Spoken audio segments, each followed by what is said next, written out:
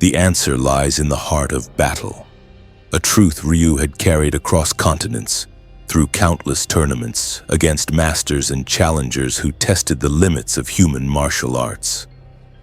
His calloused fists had struck down world warriors, his Hadoken had shattered stone and steel, and his disciplined spirit had resisted the dark whisper of the Satsui no Hado for years. But when the ornate invitation materialized in his hand during meditation atop a mountain in Japan, golden letters promising the ultimate tournament, prove your strength against the universe's greatest warriors. Even his focused mind couldn't predict what accepting would truly mean. The dimensional portal tore reality apart with colors that shouldn't exist. Ryu stepped through with the calm of a man who'd faced Akuma's killing intent and survived, his white GI billowing as energy currents pulled him between worlds. When his feet touched solid ground again, the first thing he noticed was the air itself. It thrummed with power, vibrating against his skin like standing inside a living thunderstorm. The second thing he noticed was the crater he'd landed in, easily 200 feet wide, still smoking from whatever battle had carved this wound into the earth. "Another fighter already?" The voice came from above. Ryu's trained reflexes spun him around, hands rising into combat stance, and he saw something impossible. A man floating 20 feet in the air, arms crossed, orange GI identical in design to Ryu's own. The stranger's spiky black hair defied gravity as much as his body did, and his eyes held that particular spark Ryu recognized instantly. A warrior's eagerness. "Your power level's weird. Vegeta's scouter would probably explode trying to read it. I'm Goku." Flying. The man was flying without wires, without engines, simply standing on air as naturally as Ryu stood on Earth. The Wanderer's analytical mind cataloged this impossibility even as his fighting instincts assessed the threat. Goku's stance appeared relaxed, almost carelessly open, but Ryu had sparred with enough masters to recognize true confidence. This wasn't arrogance. This was a fighter who'd transcended normal human limits so thoroughly that his body language no longer needed to communicate danger. "I am Ryu," he replied, lowering his hands slightly but maintaining readiness. "I seek to test my strength against the world's greatest warriors. This tournament invitation." "Tournament? Oh man, the next World Martial Arts tournament isn't for months." Goku descended, landing with barely a sound despite dropping from 20 feet. He walked closer, and Ryu felt it, the pressure of ki, but not like anything he'd encountered before. Master Guken's presence had weight, Akuma's killing intent had suffocating malice, but Goku's energy felt like standing next to the ocean, vast, deep, and barely contained beneath a surface of cheerful simplicity. "But hey, if you want to fight, I'm always up for a good match. You came from another dimension, right?" Whis mentioned something about tournament invitations going haywire across universes. "Another dimension?" Ryu's focused expression cracked slightly. Dimensional theory existed in his world, but practical application belonged to mad scientists like M. Bison, not legitimate martial artists. "Yeah, happens more than you'd think. We've got 12 universes actually, well 8 now after the Tournament of Power, but 17 wished them back, so 12 again. You're probably from some universe way outside the set though." Goku scratched his head, that disarming grin never faltering. "Your energy feels really focused though, controlled, like you've been training your whole life. I can respect that." His eyes suddenly sharpened, excitement bleeding through his casual demeanor. "Hey, show me what you've got. Just a quick spar. I promise I'll hold back enough that you don't die." The casual mention of death should have alarmed Ryu. Should have. But the wandering warrior had spent his entire life seeking exactly this. Opponents who could push him beyond his current limits, battles that would reveal the answer lying in his heart. He'd crossed dimensions accidentally, landed in a world where men flew and spoke of multiple universes as casually as Ryu discussed training methods. But the core truth remained unchanged. A warrior stood before him requesting honorable combat. Ryu slid into his stance, weight distributed perfectly, ki gathering in his center. "I accept." Goku's grin widened. "Awesome! Okay, come at me with everything you've got. Don't worry about hurting me, I've taken way worse than anything that looks like it could." The Hadoken left Ryu's palms before Goku finished his sentence. Raw ki, compressed and shaped through decades of discipline, erupted as blue-white energy that screamed across the 20 feet separating them. The technique that had won tournaments, that had carved through solid stone, that represented the pinnacle of Ansatsuken energy manipulation, struck Goku square in the chest. The Saiyan slid backward 3 feet, his boots carving grooves in the earth. Smoke rose from the impact point on his GI. And then he laughed, genuinely delighted laughter that echoed across the wasteland. "Whoa, that was great! You actually moved me. Most people on Earth can't do that anymore." He brushed at the scorch mark on his orange guy, completely uninjured. "That energy attack, you called it from your center, compressed it, and released it all in one motion. That's really efficient Kai control. Where I come from, we call that a Kamehameha. But yours has a different flavor to it." Ryu's analytical mind raced. That Hadoken would have incapacitated any opponent from his world. Tournament champions would have crumpled. Street fighters would have yielded. Goku had taken it as casually as a light breeze and seemed genuinely impressed by the technique itself rather than its power. The gap between their abilities wasn't a chasm. It was the distance between Earth and stars. "Again," Ryu said quietly, fists clenching. Not from frustration, but from recognition. This was why he wandered. This was why he trained, because somewhere always there existed warriors who stood beyond his current plateau, whose strength would force him to evolve or be left behind. "I'm not finished." Goku's expression shifted, that warrior's spark intensifying into something profound. "Yeah," he said softly, respect replacing casual friendliness. "Yeah, I can see that. You've got that look Ken has, that fire. All right, Ryu, show me what the greatest warriors from your world can do." The Wanderer exploded forward, and in the wasteland where Vegeta had once nearly destroyed the Earth, 2 martial artists from impossibly different universes began to test the limits of discipline against transcendence. If you want to see more characters enter different universes, hit that subscribe button and drop the name of a character and the universe you'd want to see them in down in the comments below. The adventure never ends.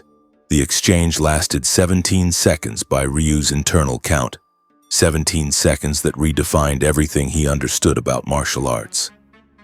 His Tatsumaki Senpukyaku connected with Goku's raised forearm, the hurricane kick's rotation generating wind pressure that would have sent normal fighters tumbling.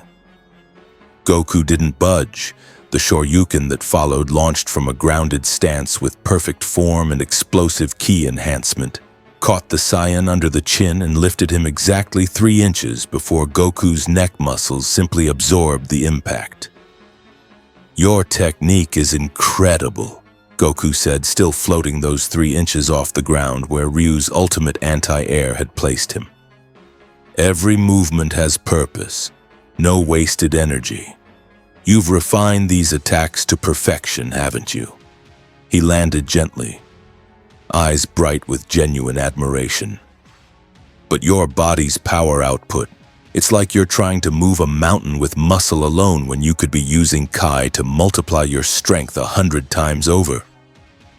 Ryu's breathing remained controlled despite the exertion, but sweat traced lines down his face. "I am using ki. Every technique channels my life energy." "Yeah, but you're not amplifying it." Goku tapped his own chest. "You're using ki like a tool, shaping it, directing it, which is really advanced stuff most humans can't do. But in this universe, We've learned to use ki to enhance our bodies beyond normal limits. Want to see? The Saiyan's aura erupted. Crimson energy wreathed his body, crackling like living flame, and the ground beneath his feet cracked from pressure alone. This is Kaioken times 2. It doubles my power, speed, and durability by circulating ki through my entire body at massive intensity. The red aura pulsed, and Ryu felt it. The same ocean of energy he'd sensed before, but now churning like a tsunami preparing to break. Watch! Goku vanished. Not moved quickly. Vanished as if teleporting, and Ryu's trained instincts barely registered the displacement of air behind him before a gentle tap touched his shoulder blade. He spun, launching a defensive Hadoken, but Goku was already 20 feet away, the red aura fading as he powered down. See? Same technique you just used, but amplified. Your Hadoken has perfect form and control. If you learn to channel more raw power through that framework. Goku's enthusiasm was infectious, his eyes sparkling with the excitement of a master discovering a talented student. Man, I really want to see how strong you could get with proper training. You've already got the hard part down. Most people take years just to sense ki, and you're throwing it around like second nature. The Wanderer stood silent, processing. In his world, decades of meditation and discipline had elevated him to the peak of human martial achievement. His Hadoken represented the culmination of Ansatsuken energy manipulation, refined through countless battles into a technique that balanced power and control perfectly. And this man, this impossibly friendly, casually superhuman warrior, had just implied it was merely the foundation, the starting point from which true power could be built. Teach me, Ryu said simply. Because if a stronger path existed, the answer lying in his heart demanded he walk it. Goku's face split into a grin that could have powered the sun. Really? Awesome. Okay, first thing, you need to meet the others. Piccolo's gonna love your discipline, and Vegeta. He paused, scratching his head. Actually, Vegeta's probably gonna insult you a lot. But don't take it personally, he insults everyone. Even me, and I saved his life like 6 times. Others? The Z fighters. We're Earth's defenders. Well, mostly Earth. Sometimes other planets. Once we saved the entire universe, but that's a long story involving a really angry purple cat god. Goku placed 2 fingers to his forehead. Oh, this is gonna be great. You ready to teleport? Teleport? Ryu's question died as Goku's free hand grabbed his shoulder, and the world dissolved into light and motion, and the overwhelming sensation of moving through space itself without crossing the distance between. When reality reassembled, they stood on a circular platform suspended impossibly high above the earth, white tiles stretching toward an ornate palace that seemed to pierce the sky itself. Kami's Lookout, Goku announced cheerfully. This is where Earth's guardian used to live before he fused with Piccolo. Now it's basically a training spot and meeting place. Hey, Mr. Popo. A figure emerged from the palace. Dark skin, round features, and eyes that held depths Ryu instinctively recognized as belonging to someone far more dangerous than appearance suggested. The being called Mr. Popo studied Ryu with an expression that revealed nothing. Another dimensional traveler, Mr. Popo stated rather than asked. Your Kai signature doesn't match any known universe in the local cluster. Yet you manipulate energy with the precision of someone trained by the gods themselves. He's from a dimension where they call it ki, too, Goku explained. Isn't that cool? Same energy, different training methods. I figured he could use the hyperbolic time chamber if 1 year inside equals 1 day outside, Mr. Popo interrupted, still watching Ryu. Hostile environment, extreme temperatures, gravity 10 times Earth normal. Most who enter emerge broken. A pause, heavy with significance. Or transformed. Ryu met the ageless being's gaze steadily. I seek transformation through trial. If this chamber can provide the environment to surpass my limits, I accept whatever hardships come. For the first time, Mr. Popo's expression shifted, the barest hint of approval. Goku, you've brought someone serious. How refreshing. He turned toward the palace. The chamber awaits, Wanderer. But first, you should understand what you're preparing for. This universe's threats don't accept surrender. The being that emerged from the palace's opposite entrance moved with liquid grace, green skin gleaming in the sunlight, white cape billowing despite the still air. Ryu's instincts screamed danger before his mind could process the details. Pointed ears, antennae rising from his forehead, and eyes that held the calculated assessment of an apex predator evaluating prey. Goku, the newcomer said, voice carrying the weight of gravel and silk. You've brought another stray. Your habit of befriending random fighters will get you killed one day. Despite the harsh words, his tone held familiar notes. The gruffness of a teacher who cared despite himself. He turned that penetrating gaze on Ryu. Though this one's different, his energy has structure, purpose. Piccolo, perfect timing. Goku gestured enthusiastically between them. This is Ryu. He's from another dimension and already knows how to use ki attacks. Show him the Hadoken, Ryu. The Wanderer hesitated, some instinct warning that demonstrating his abilities to this clearly powerful warrior might be unwise. But Goku's energy held no deception, and if training here required earning respect, his techniques would speak louder than words ever could. Ryu settled into stance, centered his breathing, and gathered ki from his core.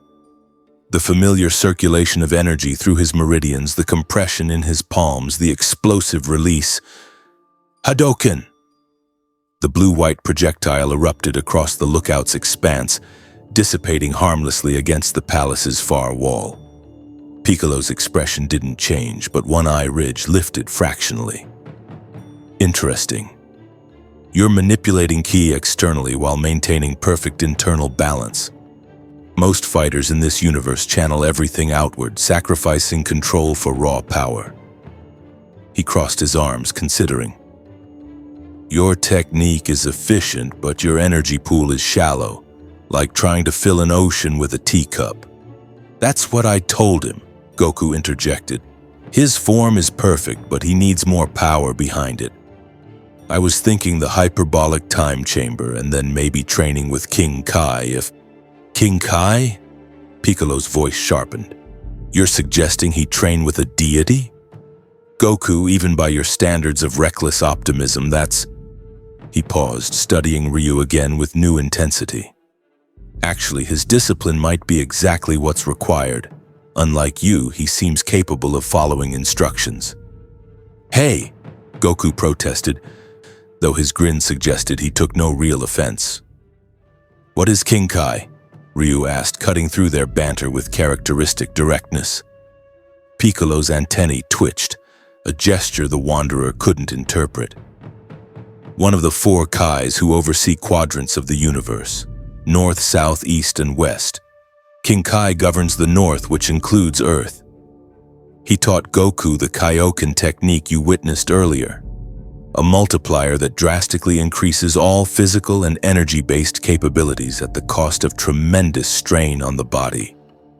And the spirit bomb, Goku added, which you probably won't need, but it's really cool. You gather energy from all living things and compress it into one massive... The point, Piccolo interrupted with barely contained patience, is that King Kai's training operates on principles beyond mortal martial arts. You would need to die first, then travel Snake Way, a path through the afterlife that takes most souls months to traverse. Then convince a deity to train you, then return to life. His eyes narrowed, though with the Dragon Balls, revival is trivial if you have proper cause. Ryu processed this cascade of impossibilities with the same focus he'd applied to learning the Hadoken. Accept the reality presented, then adapt. You're saying death is temporary in this universe? Pretty much, Goku said cheerfully. I've died twice. It's not that bad. Kinda boring actually, except for the training part. Though you do miss eating and sleeping in your own bed and Chi-Chi's cooking and... There are 7 Dragon Balls scattered across Earth, Piccolo explained, clearly accustomed to translating Goku's enthusiasm into useful information. Gather them, and the eternal dragon Shenron grants wishes. Resurrection is among his capabilities with certain limitations. He studied Ryu with what might have been grudging respect. But you don't strike me as someone seeking shortcuts. I seek strength through discipline, Ryu confirmed. If dying and training in the afterlife represents the path to greater power, I would walk it. But you just arrived and probably have questions about this universe that don't involve immediately committing suicide for training purposes, a new voice interjected. A woman descended from above, literally descended, riding in what appeared to be a flying vehicle without visible propulsion systems. Blue hair, intelligent eyes, and an expression that suggested she suffered fools poorly. Goku, stop recruiting dimensional travelers for your death training revival scheme. It's weird and unsettling. Bulma, Goku waved. This is Ryu and I wasn't gonna kill him. I was just explaining options. Options that include dying. Bulma landed her vehicle and stepped out, pulling a device from her jacket, cylindrical, covered in blinking lights and a small screen. I'm Bulma, genius inventor and the person who actually thinks around here. Let me scan your energy signature. She pointed the device at Ryu, who tensed instinctively before forcing himself to remain still. The scanner beeped rapidly and Bulma's eyebrows rose. Your Kai signature's incredibly stable, like abnormally stable. Most fighters fluctuate wildly. But yours maintains perfect equilibrium even during combat. She tapped the screen, frowning. Your base power level reads around 350, which is honestly impressive for someone from a dimension without Saiyans or aliens, but in this universe's current threat environment, you'd struggle against Frieza Force soldiers. Frieza? Ryu filed the name away. Galactic tyrant, multiple transformations, destroyed planet Vegeta, killed billions, fought Goku on Namek, died, got resurrected, trained for 4 months and achieved golden form, got killed again, currently in hell. Piccolo rattled off with the weariness of someone recounting tedious history. He's not the immediate concern. The universe has moved beyond single planetary threats. Gods of destruction, angels, multiversal tournaments, Goku added helpfully. It's gotten pretty wild. But that's why training's so important. There's always someone stronger, which means we can always get stronger too. Ryu felt something shift in his chest. A resonance with words that matched his own philosophy so perfectly they might have been ripped from his soul. The answer lies in the heart of battle. These warriors, despite their impossible power and casual relationship with death and divinity, understood the fundamental truth. Strength existed not as a destination, but as an endless journey of surpassing yesterday's limits. Your 350 power level is your baseline, Bulma continued, her scientific detachment a strange contrast to Piccolo's measured danger and Goku's boundless enthusiasm. But your energy manipulation suggests you could punch above that significantly with proper training. Goku started at around 330 when he was a kid. And now, she gestured vaguely at the Saiyan. Well, now scouters explode trying to measure him. How strong are you? Ryu asked Goku directly, needing to understand the scale he was dealing with. Goku tilted his head, considering. Depends on which form I use. Base form, maybe a few million. Super Saiyan's 50 times that, Super Saiyan 2 is double, Super Saiyan 3 is quadruple, and then there's Super Saiyan God and Blue, which are way beyond regular multipliers, and Ultra Instinct, which isn't really a multiplier but more like perfect movement, and millions, Ryu repeated quietly. The number should have been discouraging. Instead, he felt his warrior's spirit surge with excitement he hadn't experienced since facing Akuma.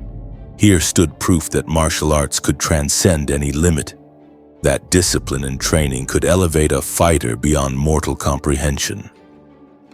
If this man had started at 330 and reached millions, then the path existed. Difficult, perhaps impossible by normal standards, but real. The hyperbolic time chamber offers a year of training in one day, Mr. Popo said, returning to the conversation with perfect timing. Your disciplined approach to Kai manipulation suggests you won't waste the opportunity. However, 10 times Earth's gravity will test your physical conditioning severely. And if you survive that, Piccolo added, we can discuss arranging actual death and King Kai training. No offense, but your current power level wouldn't survive the journey through Snake Way. The ogres alone would kill you. Then I train here first, Ryu decided. This chamber, when can I enter? Goku and Piccolo exchanged glances, some unspoken communication passing between them. Finally, Goku grinned. Right now, if you want. But hey, maybe eat first? Training for a year is a long time, and the chamber's got basic supplies, but nothing fancy. Want some senzu beans, Bulma? Those are for emergencies, not convenience, Bulma retorted, but she was already pulling a small pouch from her vehicle. Though I suppose training for a year alone in hostile conditions qualifies. Here, these beans fully restore your health and energy. You'll need them if gravity 10 times normal starts crushing you. She tossed the pouch to Ryu, who caught it reflexively. Each bean can keep you going for 10 days without food or water. Use them wisely. Ryu opened the pouch, studying the small green beans inside. More impossibilities casually offered, more rules of reality that this universe treated as mundane. He closed the pouch and secured it to his belt. One more thing, Piccolo said, his tone carrying new weight. The hyperbolic time chamber breaks warriors who enter without proper resolve. The isolation, the environment, the crushing pressure of time itself, many have emerged psychologically damaged. Your discipline may protect you, or it may make you more aware of how small you are in this universe's scale. He stepped closer, dark eyes boring into Ryu's. Can you face a year alone with your limitations, knowing that even perfecting every technique you possess might leave you irrelevant against the threats we face regularly? The Wanderer met the Namekian's gaze without flinching. I've spent my life walking a path that has no end, pursuing strength that always recedes as I approach. Isolation doesn't frighten me. Insignificance doesn't discourage me. He paused, then added with quiet conviction, the answer lies in the heart of battle. If this chamber can bring me closer to that answer, I'll endure any hardship. Something shifted in Piccolo's expression. Not quite a smile, but a softening of the predatory assessment. Goku, your stray has more sense than you did at his power level. He turned toward the palace. Come, Wanderer. Let me show you the chamber that will either forge you into something stronger or break you entirely. The door to the hyperbolic time chamber was deceptively simple. Plain white, unmarked, set into the palace wall as if it led to nothing more significant than a storage closet. Mr. Popo stood beside it, one hand resting on the frame, his unfathomable eyes watching Ryu with that same inscrutable expression. Beyond this door exists a dimension outside normal space-time, the attendant explained, his voice carrying the weight of someone who had watched countless warriors enter and fewer emerge. The chamber extends infinitely in all directions, a white void of nothingness where the only landmarks are the entrance platform and your own limitations. Temperature fluctuates from 50 degrees below zero to 130 above. The air is thin, barely breathable. And the gravity? He paused meaningfully. Will feel like the earth itself is trying to crush you into dust. 1 year inside, 1 day outside, Ryu repeated, confirming his understanding. And you may only enter twice in your lifetime, Mr. Popo added. The door responds to the soul. A third entry will find the door locked forever. Choose your training periods wisely. Goku stepped forward, his usual cheerfulness tempered by genuine concern. Look, Ryu, I'm not gonna lie, this place is brutal. I trained here with Gohan before the Cell Games, and even with Saiyan biology, it pushed me to my limits.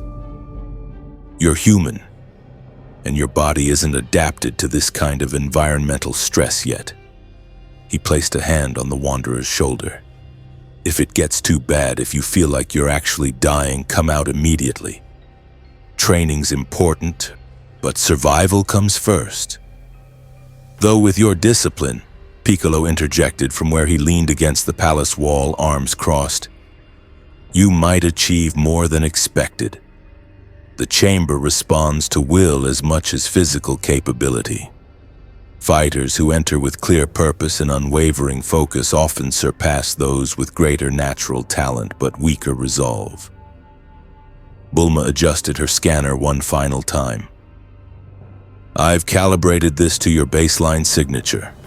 When you come out, after what will feel like a year to you but will be dinner time for us, I'll measure your progress.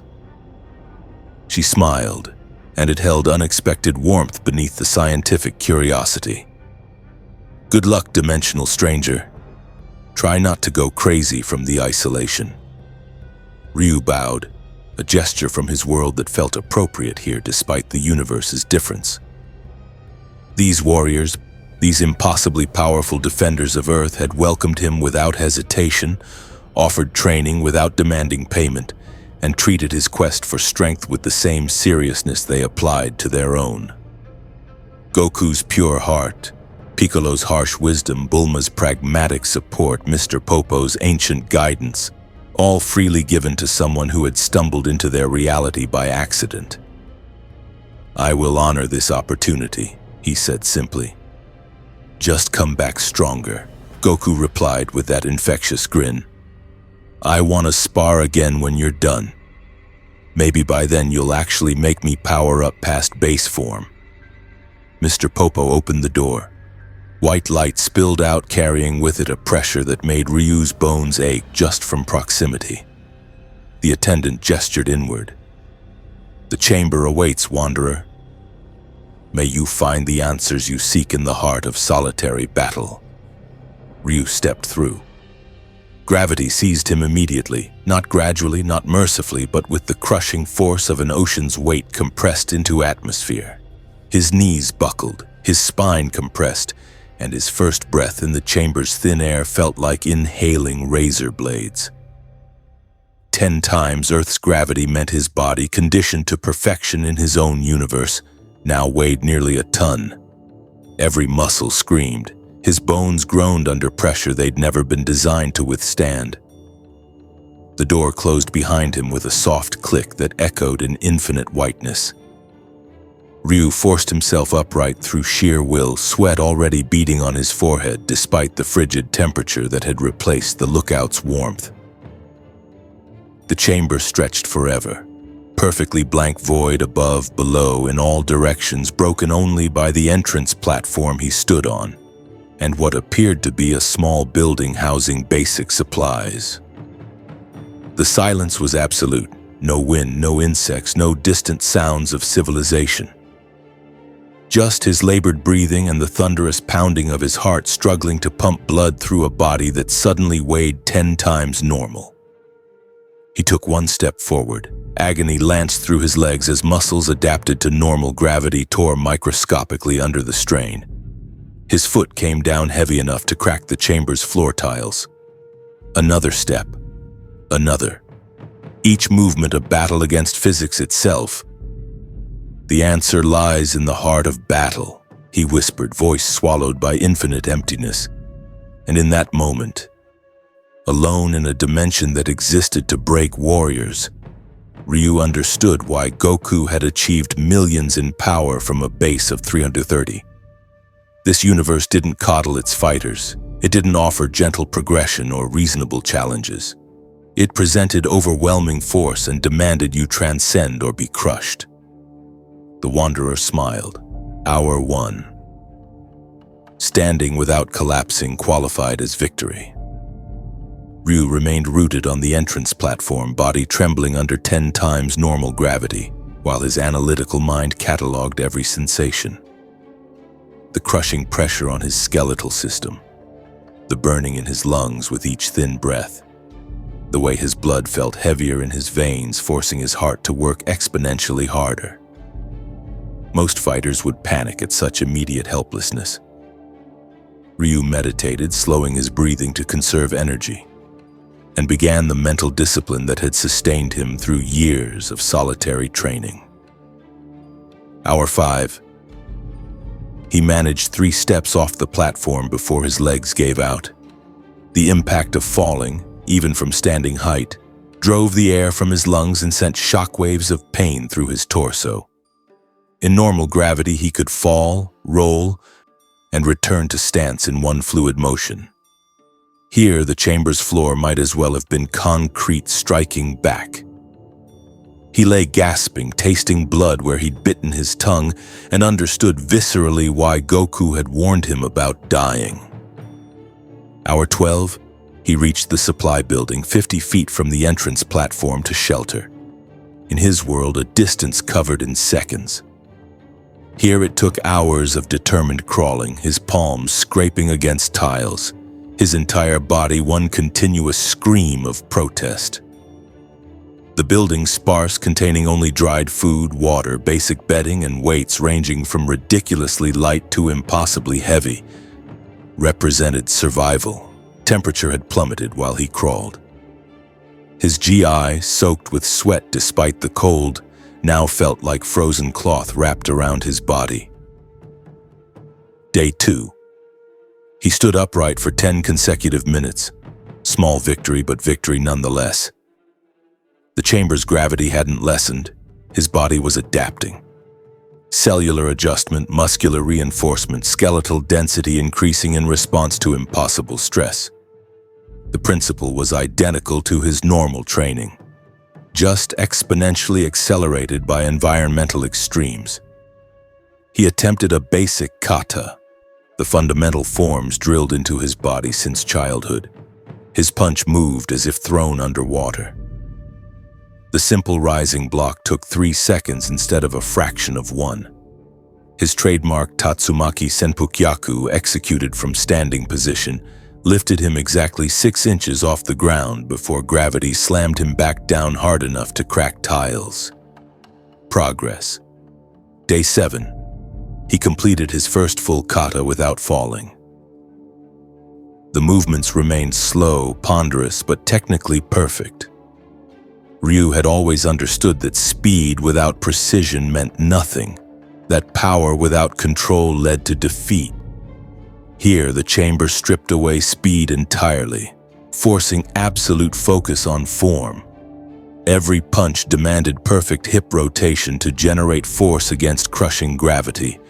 Every block required exact positioning because recovery from mistakes happened at glacial pace. His body was adapting faster than he'd thought possible. Saiyan biology apparently wasn't the only path to accelerated growth. Day 14. He threw his first Hadoken in the chamber. The energy gathered sluggishly, his Kai circulation fighting against the pressure compressing his entire body. The familiar blue-white projectile emerged from his palms, traveling roughly half normal speed, dissipating after 20 feet instead of its usual range. But the energy itself felt denser, more concentrated, as if the gravity compressing his body also compressed his Kai into something fundamentally more potent. Interesting. Day 30. He could walk normally, though running remained impossible. His body had adapted to the gravity enough that basic movement no longer required conscious effort. Muscle density had increased noticeably, his frame carrying new mass that would have taken years to develop naturally. The senzu beans Bulma provided lived up to their reputation. When exhaustion or injury pushed him past his limits, a single bean restored him completely, allowing him to train without pause for days at a time. The isolation bothered him less than expected. Ryu had spent years wandering alone, meditating in solitude, training without companionship because true mastery required self-reliance. The chamber's infinite whiteness simply externalized the emptiness he'd long since learned to fill with purpose. Day 60. He could run, and his Hadoken traveled full distance at increased power. The energy attacks that would have impressed in his world now carried force sufficient to crack the chamber's reinforced walls. His Shoryuken, launched at half speed due to gravity, hit with 3 times normal impact when he tested it against the chamber's weighted training posts. The physics made sense.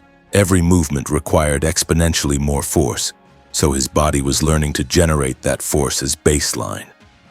What would these techniques feel like in normal gravity? Day 90. He attempted Kaioken. The memory of Goku's demonstration haunted his training. Amplifying ki circulation throughout the body to multiply all capabilities. Conceptually simple, practically impossible. Ryu gathered energy, tried to force it through his entire system instead of just channeling it to his limbs for techniques, and immediately collapsed as his circulatory system rebelled against the unnatural demand. Failure, but informative failure. He'd tried to force the multiplier all at once, perhaps gradual increase. Day 120. He achieved a 1.2 times Kaioken-like state for 3 seconds. Not true Kaioken, he lacked King Kai's training and understanding. But his own variation built on Street Fighter principles adapted to Dragon Ball mechanics. By circulating Kai through his entire body in patterns matching his cardiovascular and nervous systems, he could temporarily enhance all physical and energy-based capabilities. The strain remained enormous, his body threatening to tear itself apart from the intensity, but for 3 seconds he moved at normal speed despite 10 times gravity. Progress. Day 180. He maintained his variation for 30 seconds, achieving 1.5 times amplification. The chamber's temperature fluctuations, swinging wildly between freezing and roasting, had become background noise. His body regulated temperature through Kai circulation, another adaptation born from necessity. The infinite whiteness no longer felt oppressive but meditative, a blank canvas on which he could project his training without distraction. He thought often of Goku's words, "There's always someone stronger," which means we can always get stronger too. The philosophy resonated because it acknowledged what Ryu had always believed but never articulated so simply. Strength wasn't a mountain to summit but an endless horizon to chase. The moment you achieved your goal, new peaks appeared beyond. In his world, he'd plateaued. Not from lack of dedication, but because his universe's limits constrained growth. Here, those constraints didn't exist. Day 240, he broke the training post rated for Piccolo's warm-up punches. The weighted post, according to the label, could withstand strikes from warriors at power levels exceeding 1,000. Ryu's full-power Shin Shoryuken, his ultimate technique, combining perfect rising dragon punch form with maximum ki enhancement, shattered it. The post exploded into fragments, and Ryu stood in the debris field, fists still extended, breathing hard but satisfied. Bulma's scanner had rated him at 350 base power. That was 240 days ago. Measured in real-world time, roughly 16 hours had passed on the lookout. Measured in growth, he'd surpassed his lifetime of training in his original universe. But he wasn't finished. Day 300. The Satsui no Hado stirred. It happened during meditation when his guard was lowest. The killing intent that dwelled in Ansatsuken's darkest depths, the murderous power he'd resisted his entire life, awakened in response to his exponential growth. The chamber's isolation, the endless pressure, the transformation his body and spirit were undergoing. All of it created conditions where his darkest potential surfaced. Ryu's eyes snapped open, and for a moment, purple-black energy crackled around his fists instead of his usual blue-white. The whisper came as it always did. Power beyond limits, strength without restraint, victory through killing intent. "No," he said aloud, voice echoing in infinity. "That is not my path."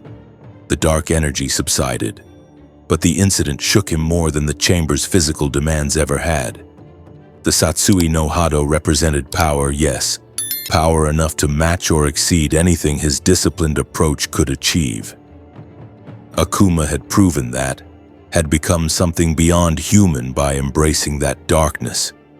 But Akuma had also lost his humanity, become a demon pursuing only the next battle, the next kill.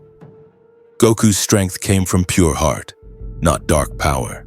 If Ryu wanted to match these warriors, he would do so through discipline, not darkness. Day 365, the year ended. Ryu stood before the chamber's exit door, transformed.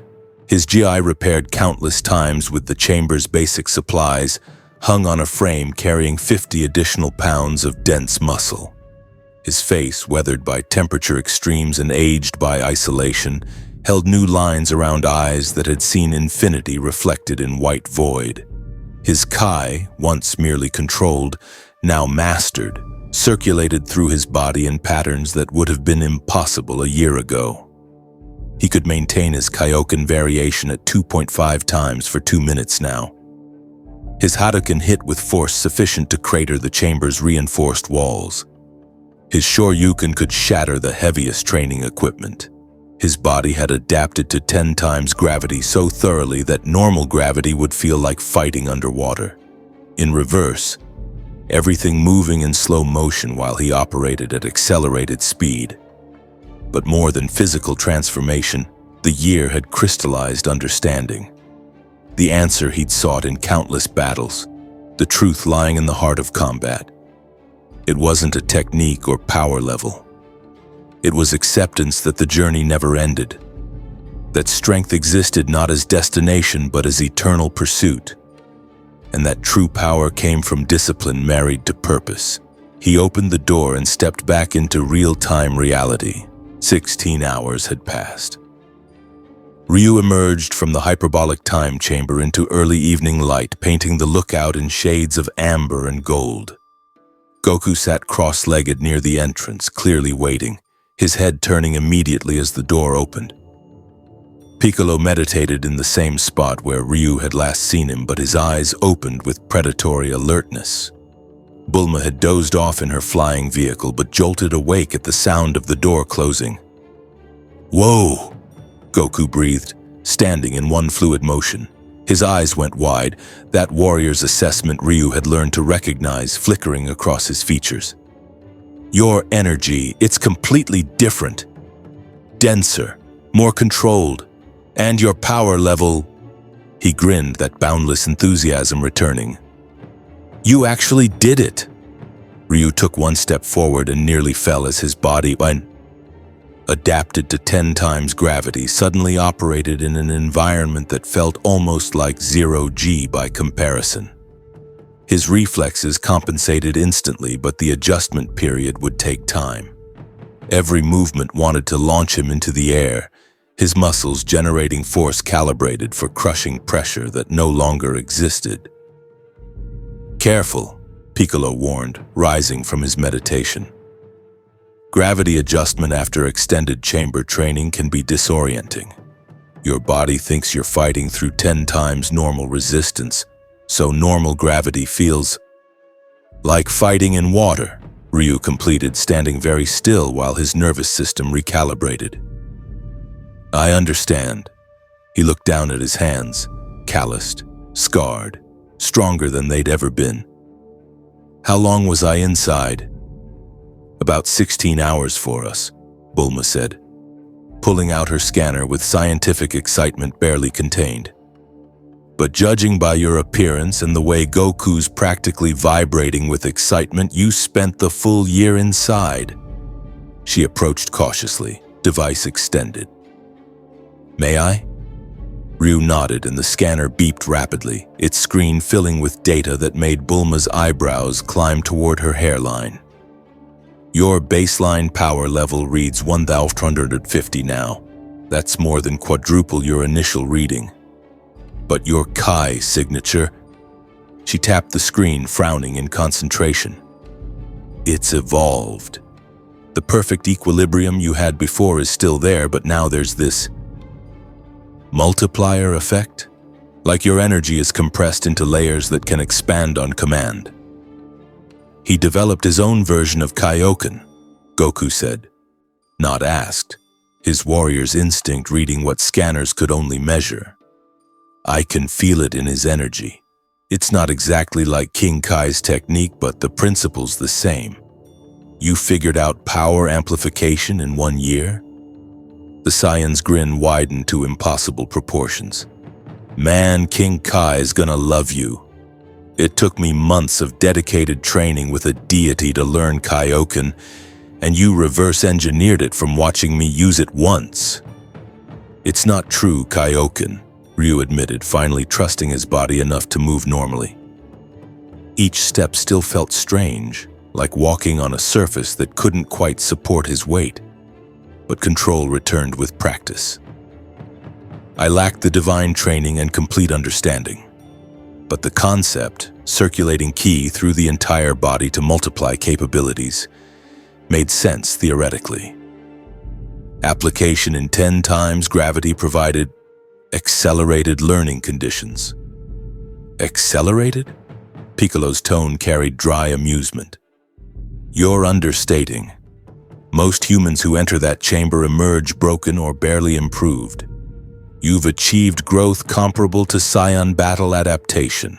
He approached, studying Ryu with new respect evident despite his perpetual stern expression. Your discipline sustained you through a year of isolation that would have driven lesser minds insane.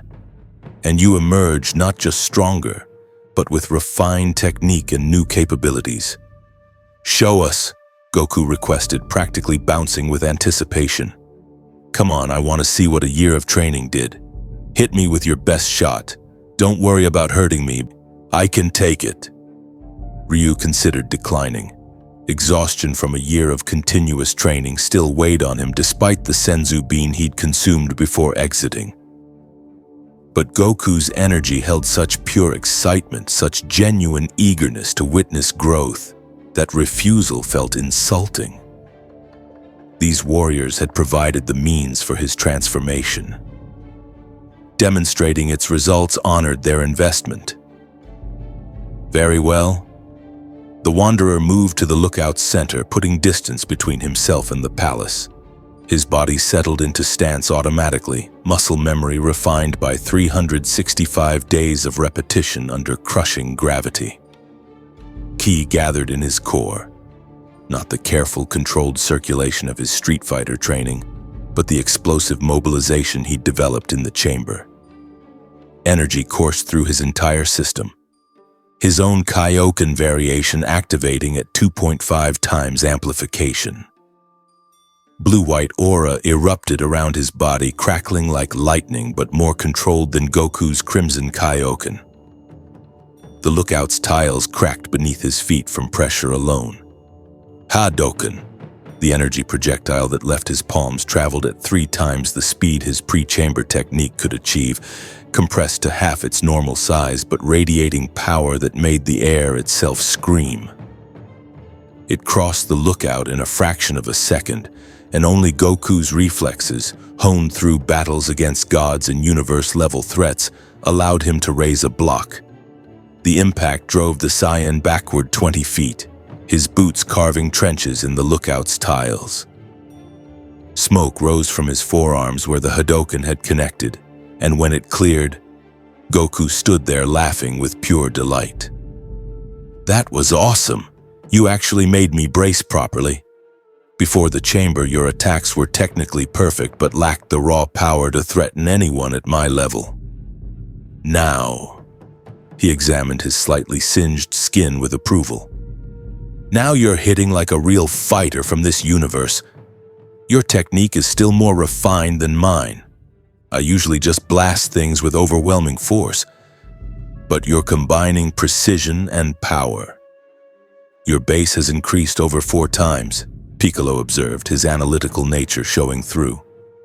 But that amplification technique, you can maintain it? 2 minutes at 2.5 times amplification, Ryu replied, powering down to conserve energy.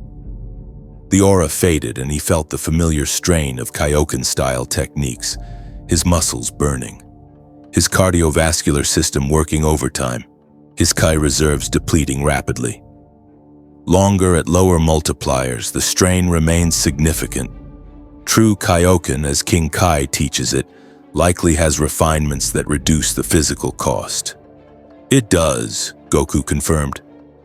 But man, figuring out even a basic version on your own? That's incredible. You know what this means? His excitement somehow intensified further. You're ready for the next level. King Kai training, learning real Kaioken, maybe even sensing key signatures and flying. He placed 2 fingers to his forehead in that familiar gesture. Want to go meet King Kai? I can instant transmission us there right now. Goku, Piccolo interjected with strained patience. King Kai lives in the afterlife. Ryu is still alive. You can't just teleport living mortals to Otherworld without proper clearance from Yema, and even then... Oh yeah? Goku lowered his hand, deflating slightly. Forgot about that rule? Okay, so we'd need to either get special permission or... He brightened again. Or you could train more here until you're strong enough that when you do die in battle, which happens to everyone eventually, King Kai will want to train you personally.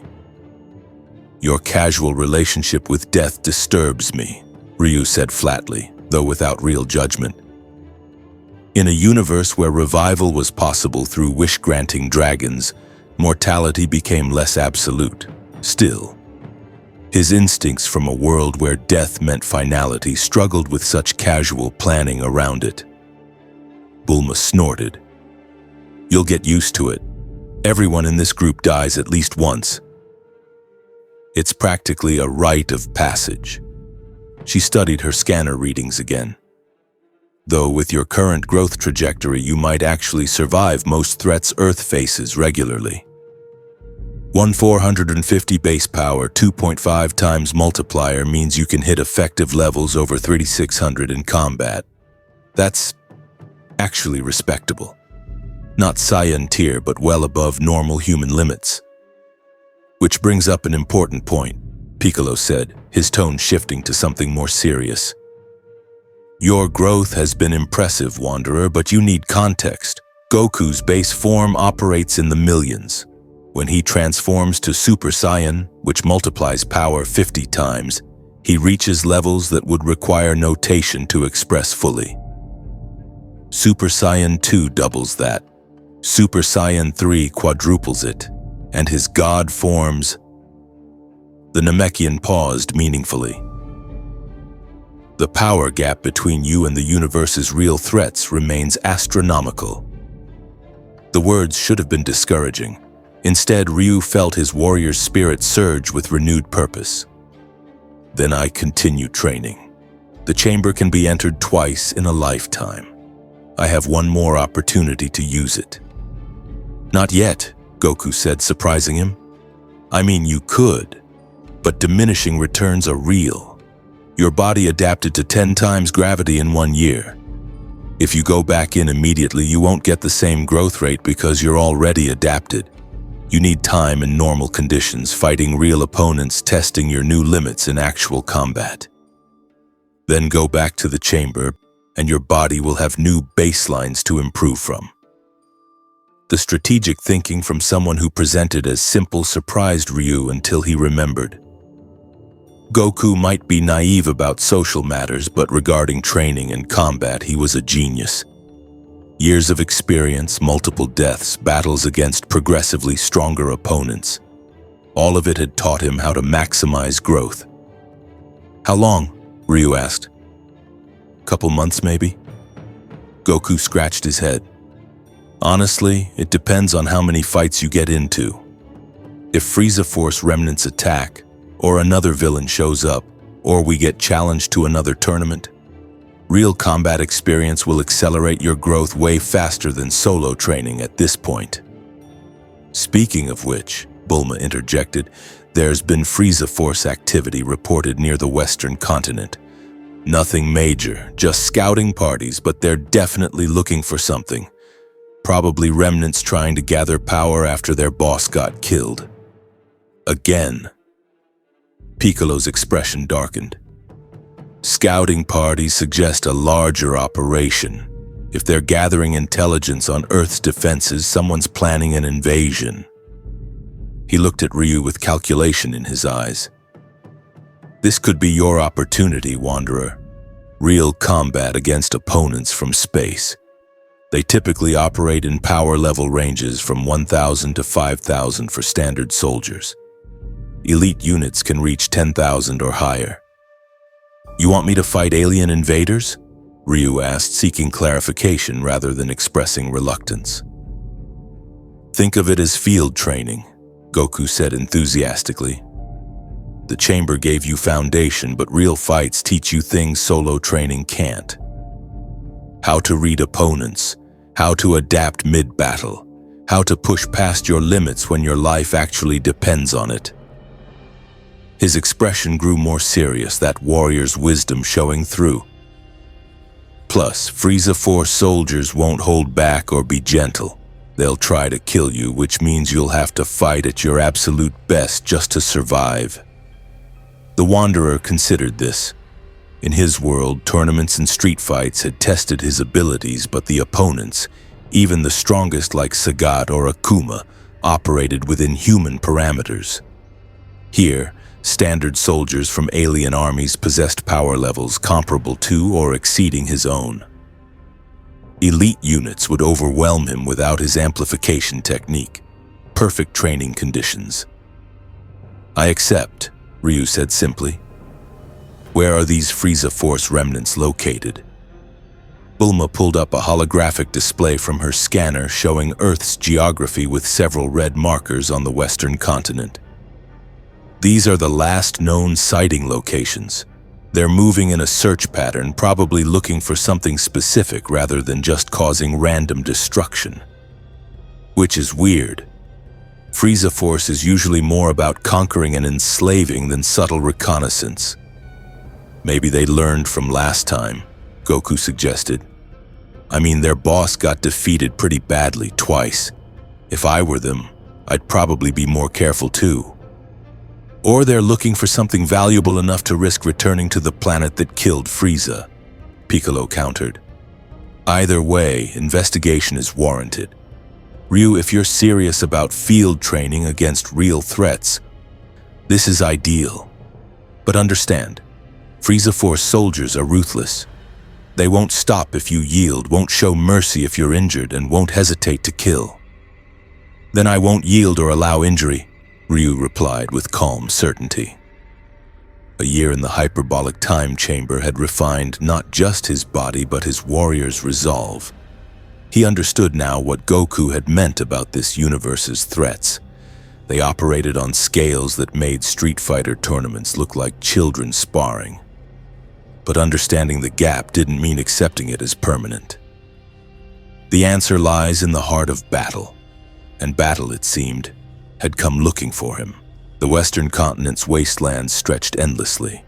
Rocky terrain broken by massive canyon systems carved by ancient geological forces, perfect terrain for hiding military operations. Ryu traveled on foot, declining Goku's offer of instant transmission because the journey itself served as training. His body, still adjusting to normal gravity after a year in the chamber, needed the practice of sustained movement without crushing pressure. Every step felt strange, almost weightless, his muscles generating force calibrated for 10 times this resistance. He'd already accidentally jumped 60 feet straight up when attempting a simple leap over a ravine.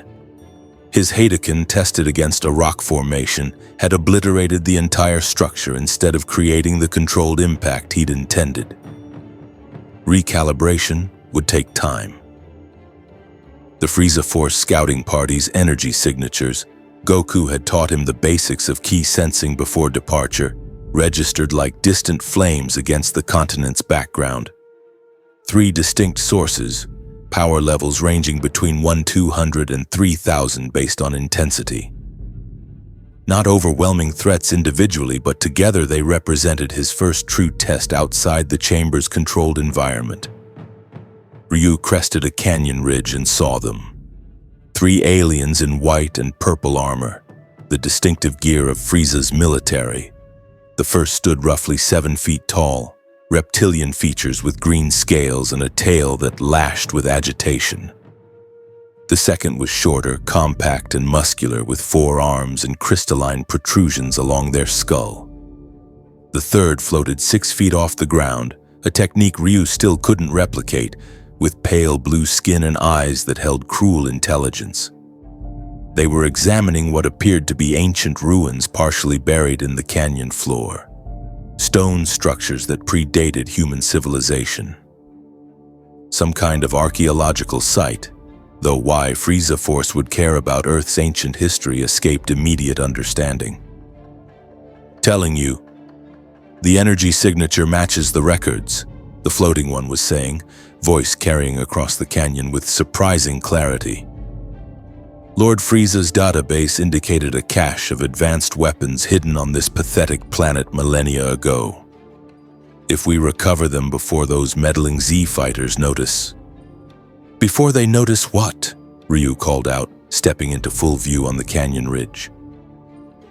3 heads snapped toward him instantly. 3 scouters, devices worn over their left eyes, beeped rapidly before displaying numbers. The reptilian one's scouter sparked and cracked, damaged by whatever reading it attempted. "Power level 1450, the 4-armed alien read from his more advanced model. "Human signature, but energy structure is unusual, compressed. This one's trained." His 4 hands flexed, each producing a small energy sphere crackling with violet power. "Just one, though? Barely worth the effort." "Don't underestimate," the floating one cautioned, his scouter still active and analyzing. "That energy signature has layered structure. He's using some kind of amplification technique. If he activates it, his effective power could spike significantly." Cruel eyes assessed Ryu with predatory calculation. "But 3 versus 1, even amplified, favors us. Kill him quickly before he can alert the others." They moved with speed that would have been invisible to Ryu's pre-chamber eyes. Now, after a year of training in 10 times gravity where every movement required absolute precision, their attack patterns unfolded in perfect clarity. The reptilian warrior closed distance with a flying kick aimed at his head. The 4-armed fighter launched all 4 energy spheres in a spread pattern to limit evasion options. The floating commander hung back, gathering a larger attack while his subordinates engaged. Ryu's body moved on instinct refined by 365 days of continuous combat against weighted posts, extreme temperatures, and crushing pressure. He dropped beneath the kick, feeling displaced air ruffle his hair as the reptilian's boot passed inches overhead. His hand shot out not a punch but a deflection, redirecting the alien's momentum into the path of incoming energy spheres.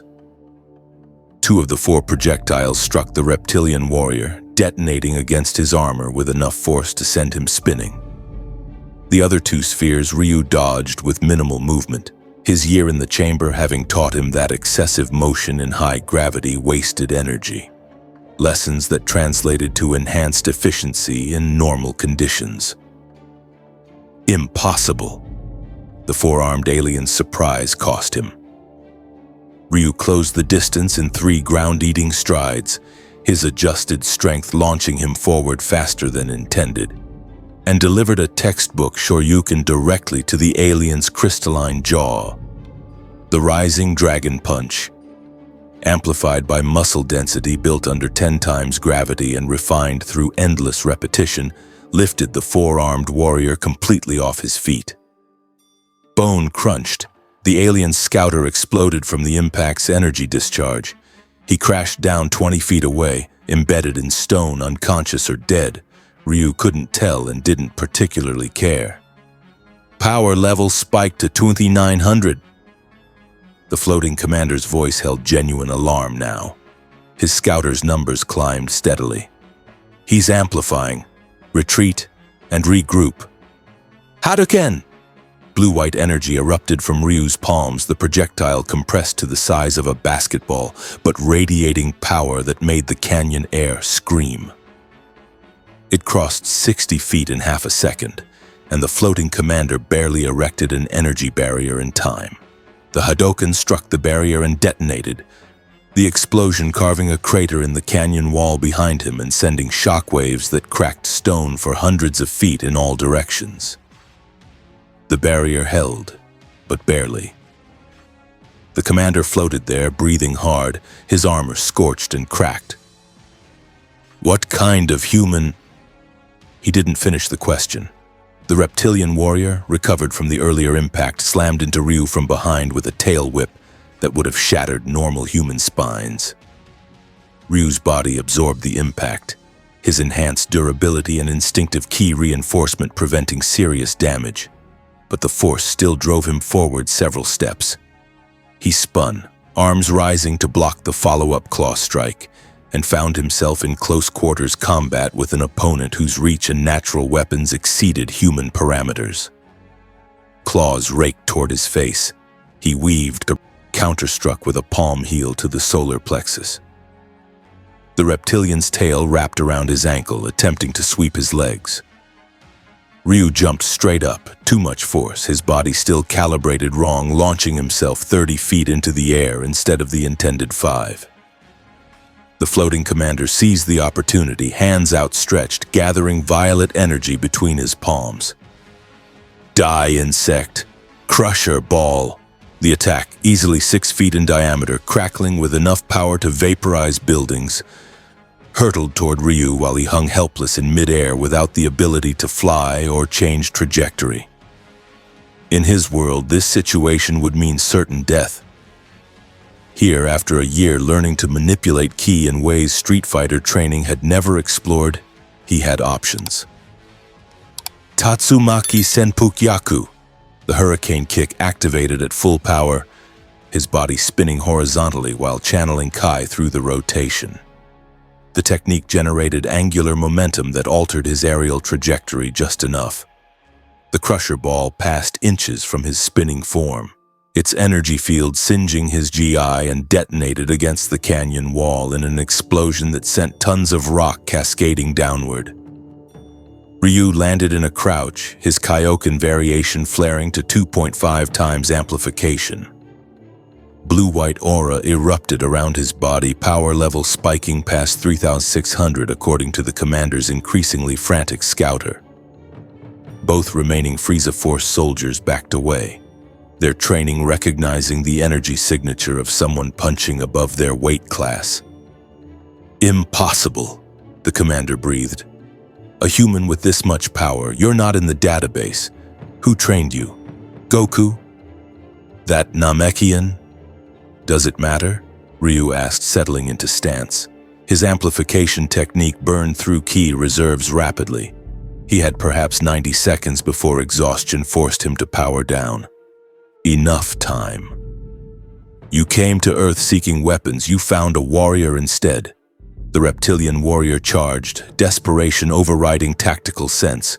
Ryu met the charge head-on, his amplified speed allowing him to slip inside the alien's guard and deliver a devastating combination. Body blow, uppercut, spinning back fist, each strike hitting with force multiplied by his Kaioken variation. The reptilian's armor cracked, then shattered. His scouter exploded. Blood, green, alien blood, sprayed from his mouth as the final strike sent him crashing into the canyon floor hard enough to create a crater. He didn't get back up. The commander floated backward, maintaining distance, his hands weaving complex patterns as he gathered energy for something larger. I don't know what backwater dimension spawned you, but you've made a fatal error. Frieza Force commanders don't fight alone. We fight to win. 10 energy spheres materialized around him, each the size of the earlier Crusher Ball, all crackling with violet power. They orbited his body like deadly satellites, and his scouter indicated he was channeling power that would put his effective level over 5,000. Satellite Death Barrage! All 10 spheres launched simultaneously, converging on Ryu's position from multiple angles in a pattern designed to eliminate evasion possibilities. The Wanderer's mind raced, calculating trajectories, boom, assessing his remaining amplification time, 60 seconds, and recognizing that dodging wouldn't work. The attack's spread was too wide, its speed too great. So he didn't dodge. Shinku Hadoken, his ultimate technique, the vacuum Hadoken that represented the absolute peak of his energy manipulation capabilities, erupted with power amplified by chamber training and Kaioken variation.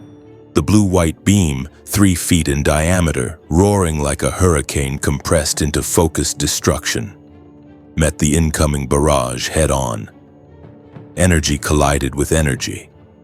For a moment, the canyon lit up brighter than the sun, violet and blue-white warring for dominance while the ground beneath Ryu's feet liquefied from heat.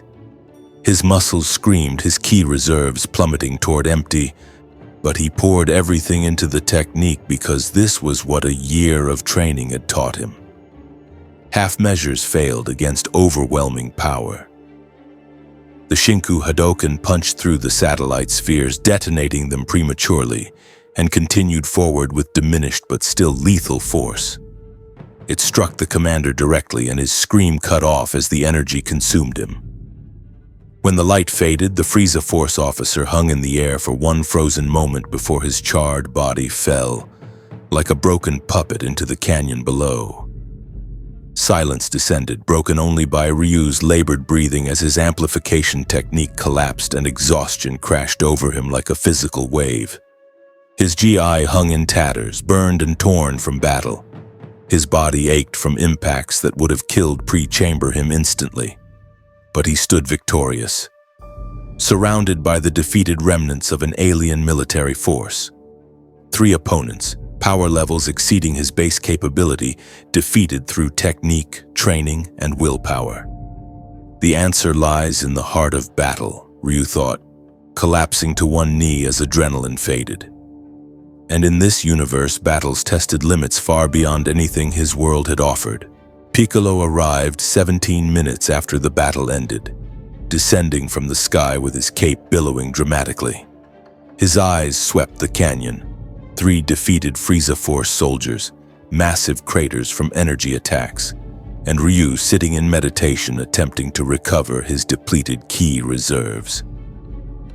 "You're alive," the Namekian observed, landing with barely a sound despite dropping from hundreds of feet up.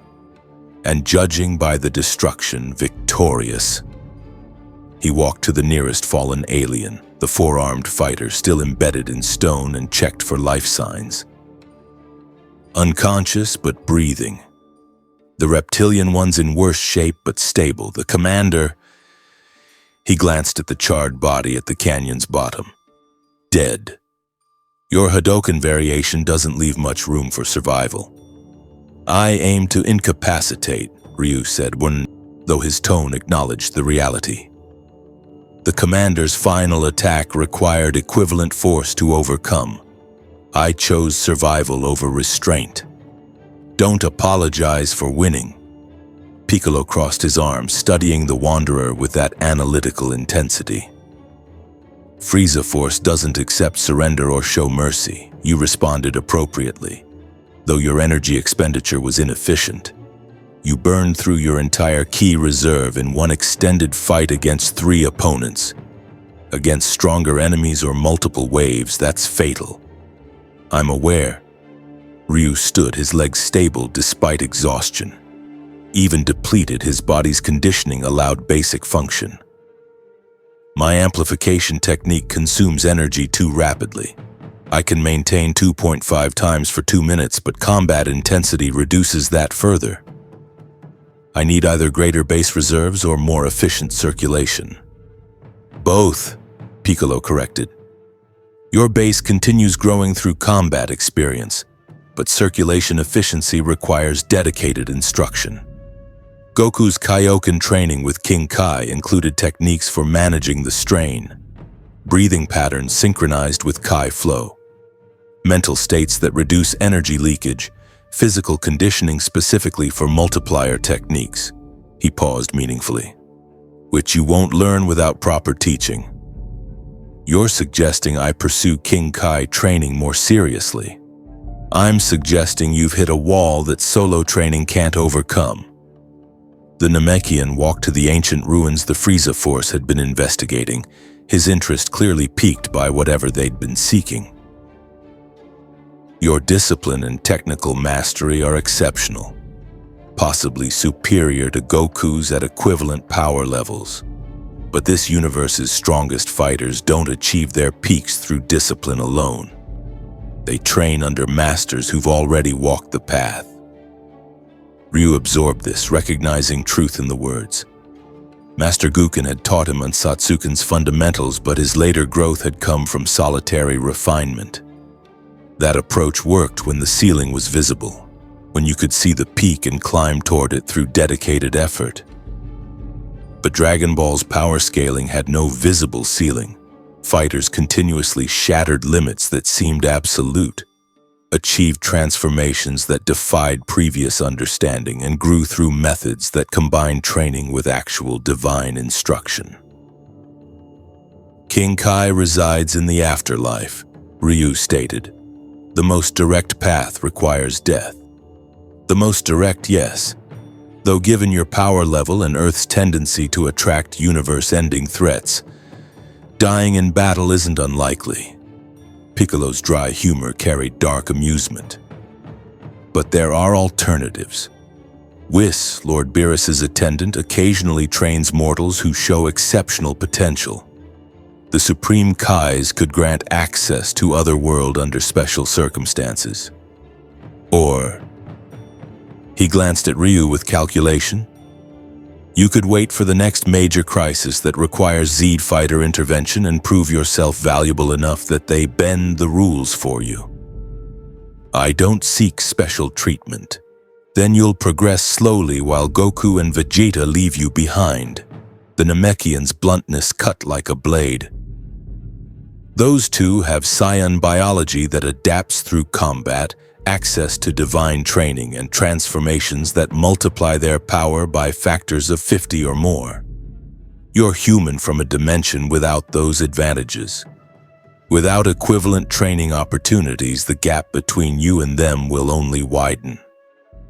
The truth stung precisely because Ryu had already recognized it.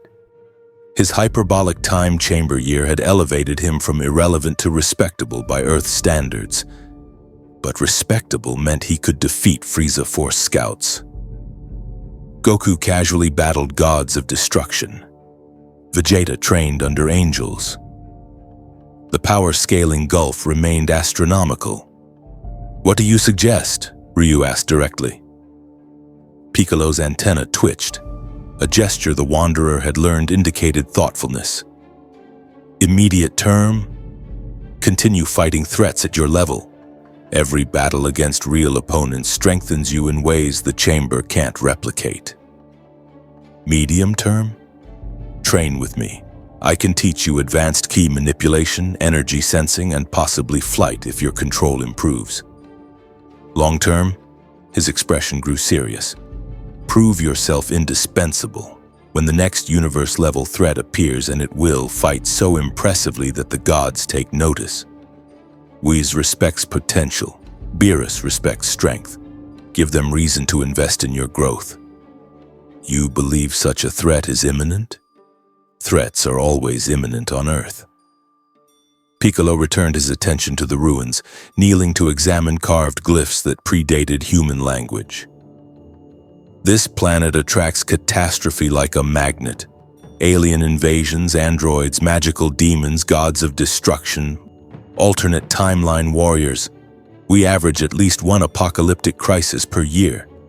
It's statistically absurd. He traced a glyph with one finger, his expression darkening. And these ruins suggest the next one might already be developing. Ryu moved closer, studying the ancient carvings. His experience with archaeological mysteries was limited, but the imagery depicted in stone told a clear story. Humanoid figures wielding massive power, cosmic entities descending from the stars, and at the center something that resembled a seed or pod with energy radiating outward. "What are these?" he asked. Pre-human civilization artifacts. Earth had several advanced societies before modern humans evolved.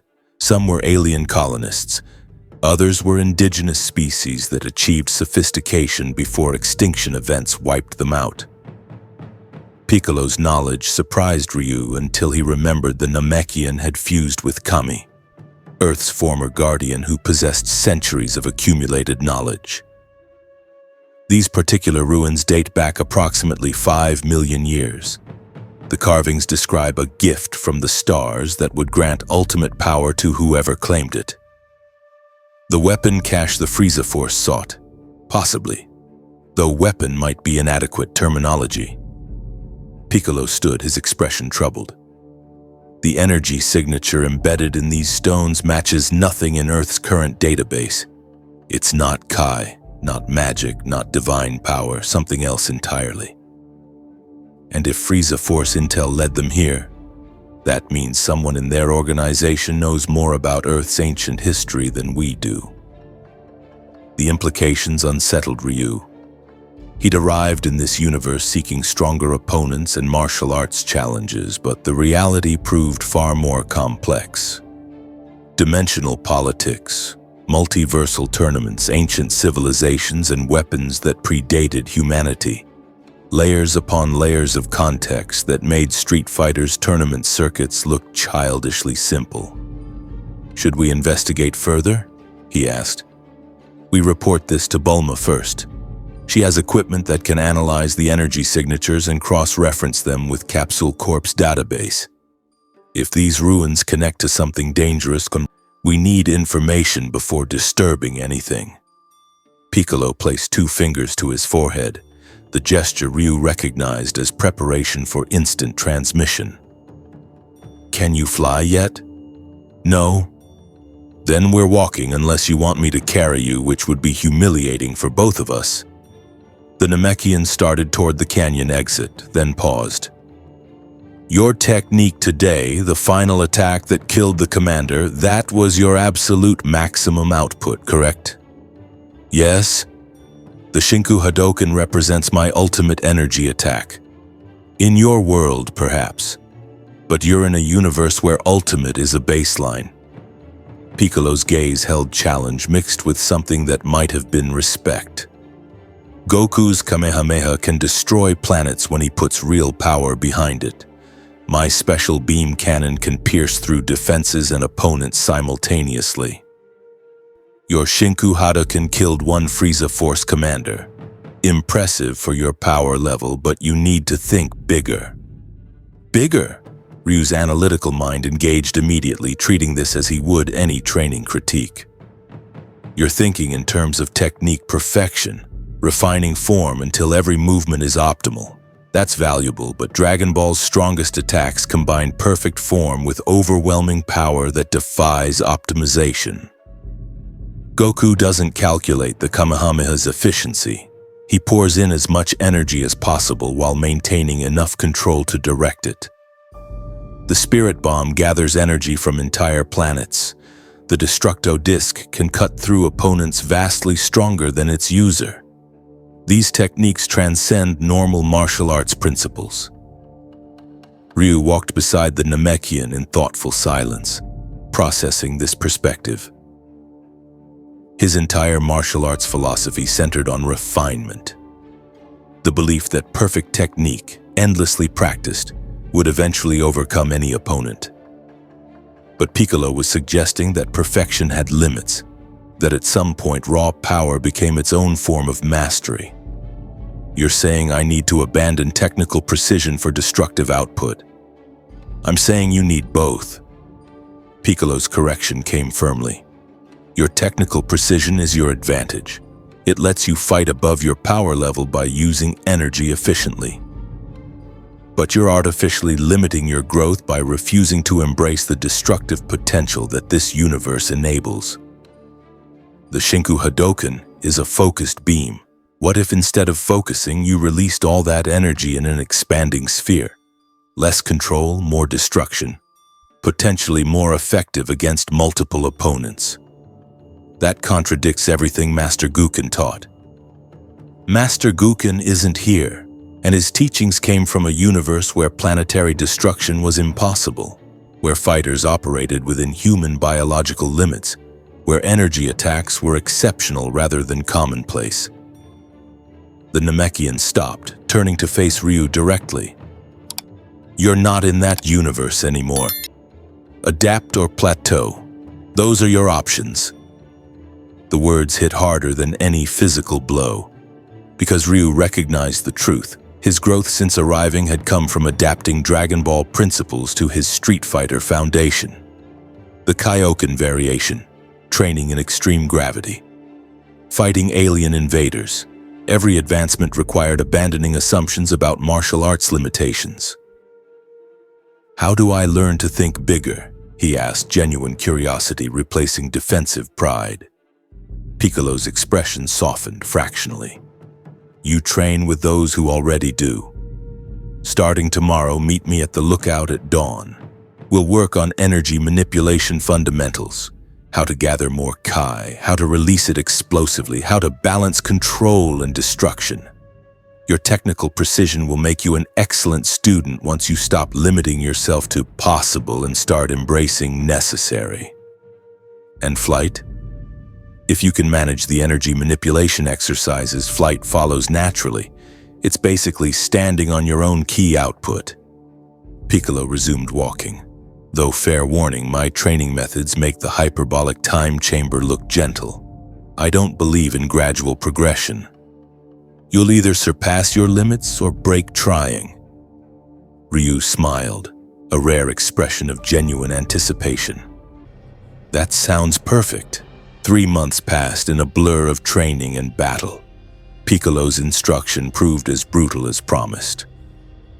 Each dawn, Ryu would arrive at the lookout to find the Namekian meditating at impossible heights, first 10 feet up, then 50, then hundreds, forcing him to learn flight just to receive his daily lessons. The technique came frustratingly slowly because it required complete ki manipulation mastery. Gathering energy beneath your feet, maintaining constant output to counteract gravity, balancing perfectly to avoid spinning or tilting. Ryu spent 2 weeks falling before achieving 30 seconds of sustained hovering. Another week before he could actually fly forward instead of just hovering in place. By the second month, he could keep pace with Piccolo through aerial maneuvers, though the Namekian's centuries of experience showed in his effortless grace versus Ryu's still conscious effort. But flight was merely the foundation. The real training focused on breaking his Street Fighter limitations. Your problem, Piccolo had explained during week 3 after Ryu's expanded Hadoken had barely increased in size despite maximum energy output, is that you're still treating ki like a limited resource to be conserved. In your universe, that made sense. You had finite energy and needed to ration it across an entire fight. Here, fighters regularly output enough power to destroy cities in single attacks because they've learned to draw from deeper reserves and recover faster. How? By accepting that your body can handle more than you think it can. Piccolo had demonstrated by gathering a sphere of energy in his palm, small at first, then growing steadily until it was larger than his torso. crackling with enough power to vaporize buildings. I'm not fundamentally stronger than you by a factor that explains this difference. I just don't have mental blocks about how much energy is too much to channel safely. Watch. The Namekian had thrown the massive energy sphere, and it had detonated against a distant mountain peak with force that triggered avalanches across 3 valleys. Your turn. Don't think about control, don't think about efficiency. Just gather energy until your body screams at you to stop, then gather more anyway. The training had been agonizing. Channeling more Kai than his body felt comfortable with produced physical pain. Muscles cramping, circulatory system protesting, his meridians feeling like they might tear apart from the volume. But Piccolo had been relentless, and gradually Ryu's capacity expanded. His energy reserves grew not through mysterious power-ups, but through repeatedly pushing past his mental limits about what his body could safely contain. By month 2, his Hadoken had tripled in size and quadrupled in power output. By month 3, he could maintain his Kaioken variation at 2.5 times for 5 minutes instead of 2.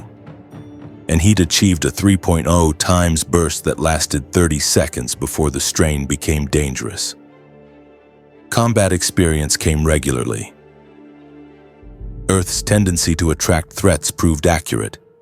Frieza Force remnants appeared twice more, both times in larger numbers, requiring extended battles that tested his endurance. Space pirates attempted to raid Capsule Corp for technology, providing unexpected aerial combat training.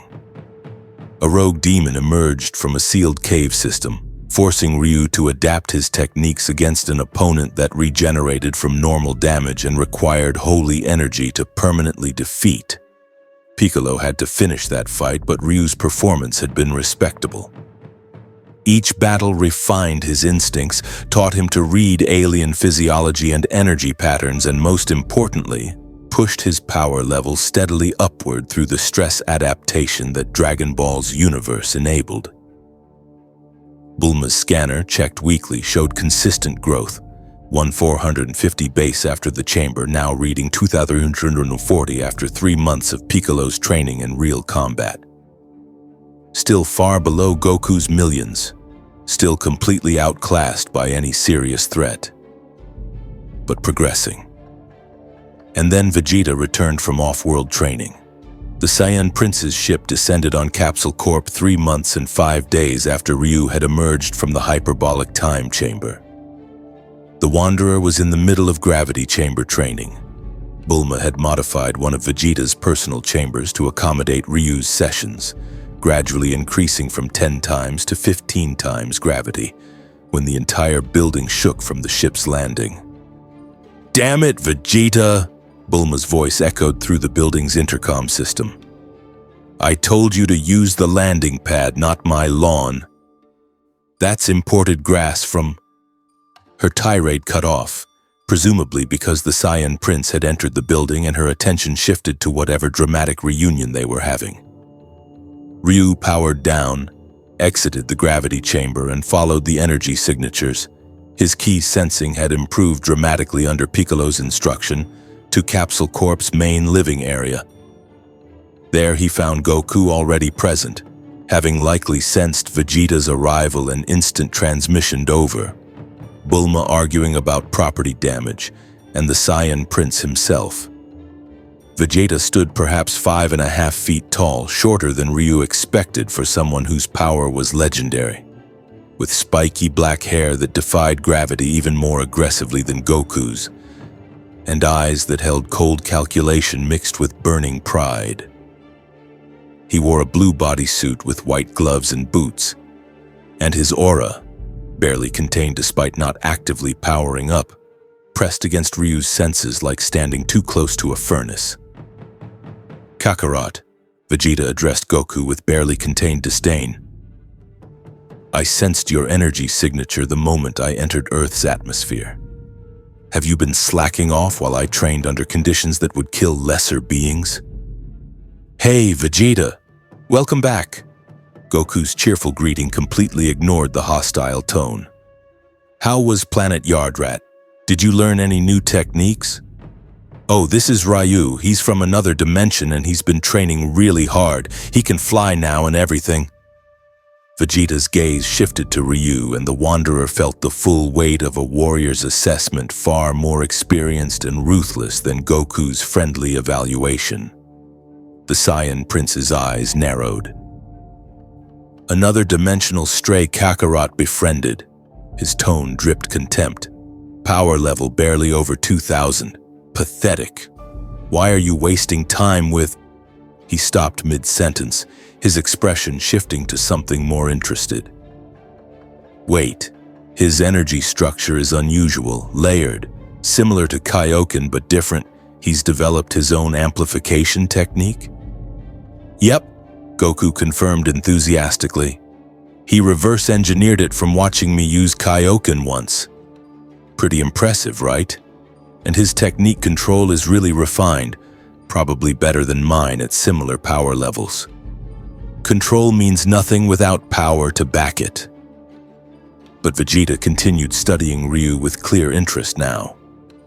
Though developing an amplification technique independently shows at least minimal intelligence. Most humans can't even sense Kai, let alone manipulate it for combat multipliers. He crossed his arms. What's your maximum amplification? 3 times for 30 seconds, Ryu answered directly, recognizing that Vegeta respected straightforward answers over false modesty or excessive deference. 2.5 times for 5 minutes, lower multipliers sustainable longer. Inefficient. King Kai's Kaioken reaches 20 times or higher with proper mastery. Vegeta's criticism was automatic, but his tone held less contempt now. Still, for someone without formal divine training or Saiyan biology, marginally acceptable. You've been training under the Namekian? For 3 months. Additionally, I spent 1 year in the hyperbolic time chamber. Both Saiyan's attention sharpened. Goku looked delighted. Vegeta looked calculating. You used one of your 2 lifetime entries already, Vegeta stated. That shows either confidence or stupidity. What was your power level before the chamber? 350. And now you're over 2,000 base with 3 times amplification capability. Vegeta's mathematics were instant. Effective combat level around 7,000. That's actually significant growth for a human in 3 months plus chamber time. He uncrossed his arms, assuming a casual stance that somehow felt more dangerous than his aggressive posture had been. Show me your technique. Attack me with your full power. Vegeta, Bulma interjected with exasperation. You literally just got back from 6 months of training. Can you not immediately start blowing up my facilities? Woman, your facilities are already designed to contain Saiyan training. Besides, I want to see if this dimensional wanderer is worth the resources Kakarot's obviously been wasting on him. Vegeta's grin held predatory anticipation. Come on, human. Hit me with your best shot. I promise not to dodge. Ryu glanced at Goku, who shrugged with a smile. Vegeta's really strong, you're not gonna hurt him. But he genuinely wants to see your technique, and honestly, it'll be good practice fighting someone at his level. Just don't hold back. The Wanderer considered refusing. Attacking someone far stronger as a demonstration felt less like training and more like providing entertainment. But Vegeta's energy signature, easily hundreds of times more powerful than his own even suppressed, represented exactly the kind of wall he needed to measure himself against. He settled into stance, gathered Kai from his core, activated his amplification technique at maximum, 3.0 times for 30 seconds. Blue-white aura erupted around his body, power levels spiking past 7,000, and the gravity chamber's monitoring equipment registered the surge with alarmed beeping. Hadoken! The energy projectile erupted at full power, compressed and focused through 3 months of Piccolo's instruction on expanding his limits. It crossed the distance in a fraction of a second, crackling with enough power to seriously injure the Frieza Force commander who'd required his Shinku Hadoken. Vegeta didn't move, didn't raise a guard. The Hadoken struck him center mass, detonated against his crossed arms, and when the smoke cleared, the Saiyan Prince stood completely unharmed. Not even his bodysuit was singed. Vegeta lowered his arms. Your technique is clean. Energy compression is acceptable. Form is actually quite good, better than Kakarot's sloppy style, but your power output remains inadequate for any serious threat. He walked forward casually, closing the distance between them while Ryu's amplification burned toward its 30-second limit. However, your energy control during amplification is noteworthy. Most fighters leak power constantly during Kaioken-style techniques. Yours maintains cohesion remarkably well. That's unusual for someone without formal instruction. The Saiyan Prince stopped 5 feet away, dark eyes boring into Ryu's. You have potential, limited by your human biology and lack of transformations, but potential nonetheless. The Namekian's training has established decent foundations. Your discipline appears genuine rather than performative. And most importantly, Vegeta's expression shifted to something that might have been approval if it had come from anyone less proud. You're not afraid. You stand before a warrior who could vaporize you accidentally, and your energy signature shows determination, not terror. Should I be afraid? Ryu asked, genuinely curious. Vegeta's laugh was sharp, almost a bark. You should be, but fear is useless.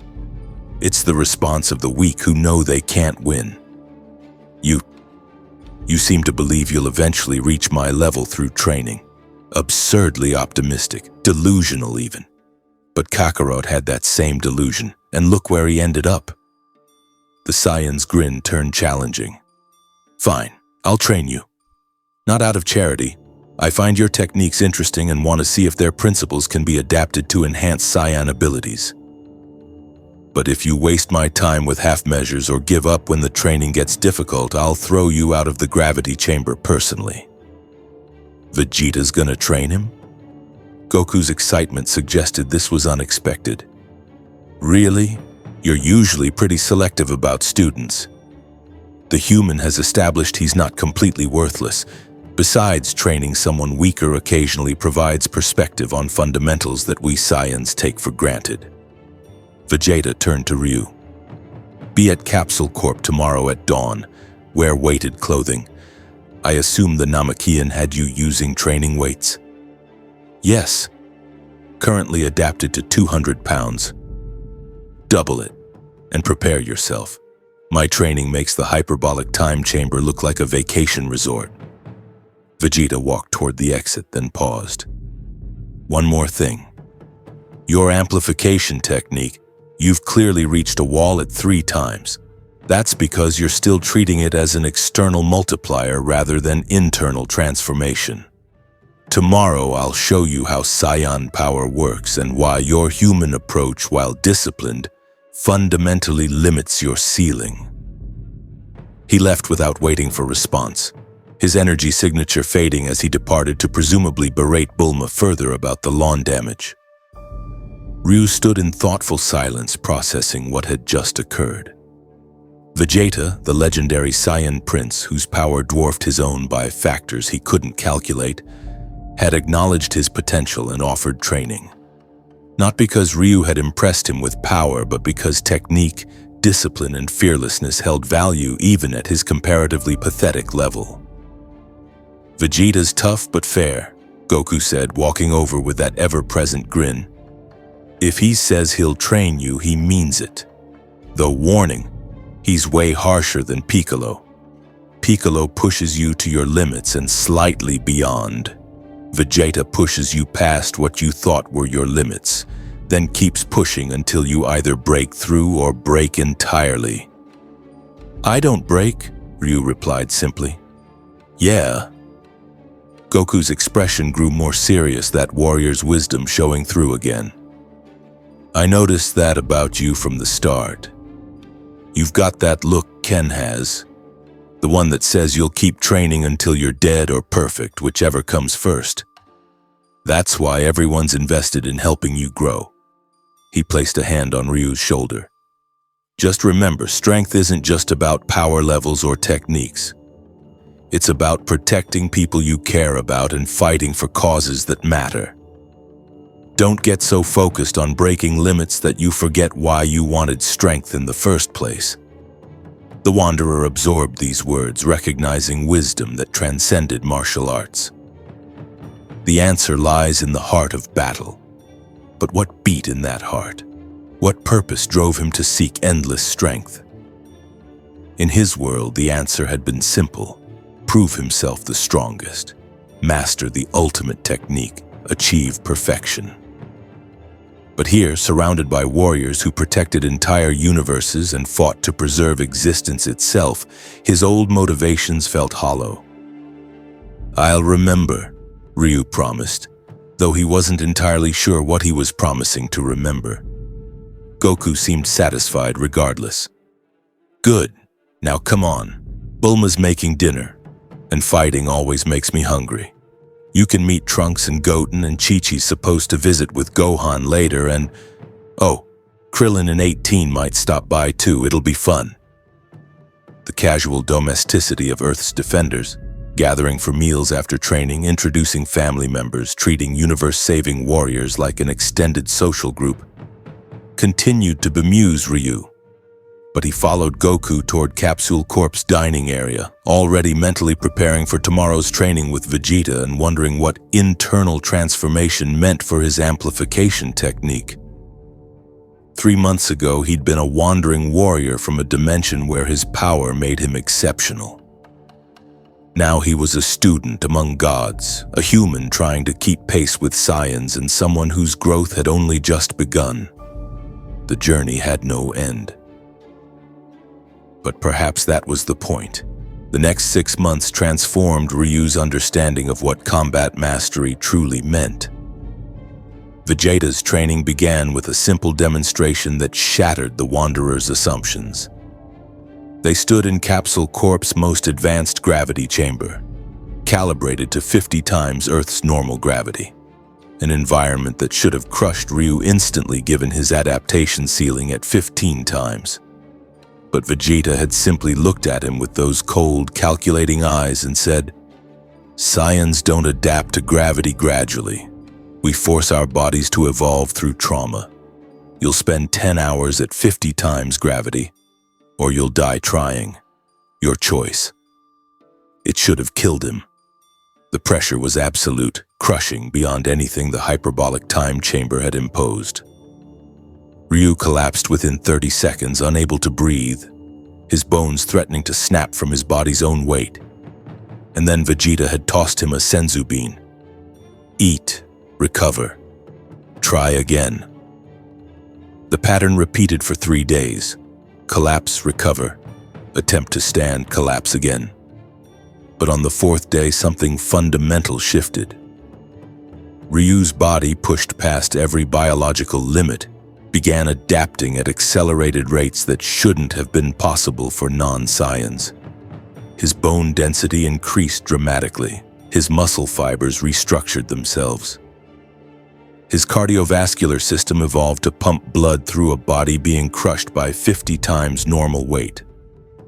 By week 2, he could walk. By week 4, he could execute basic techniques.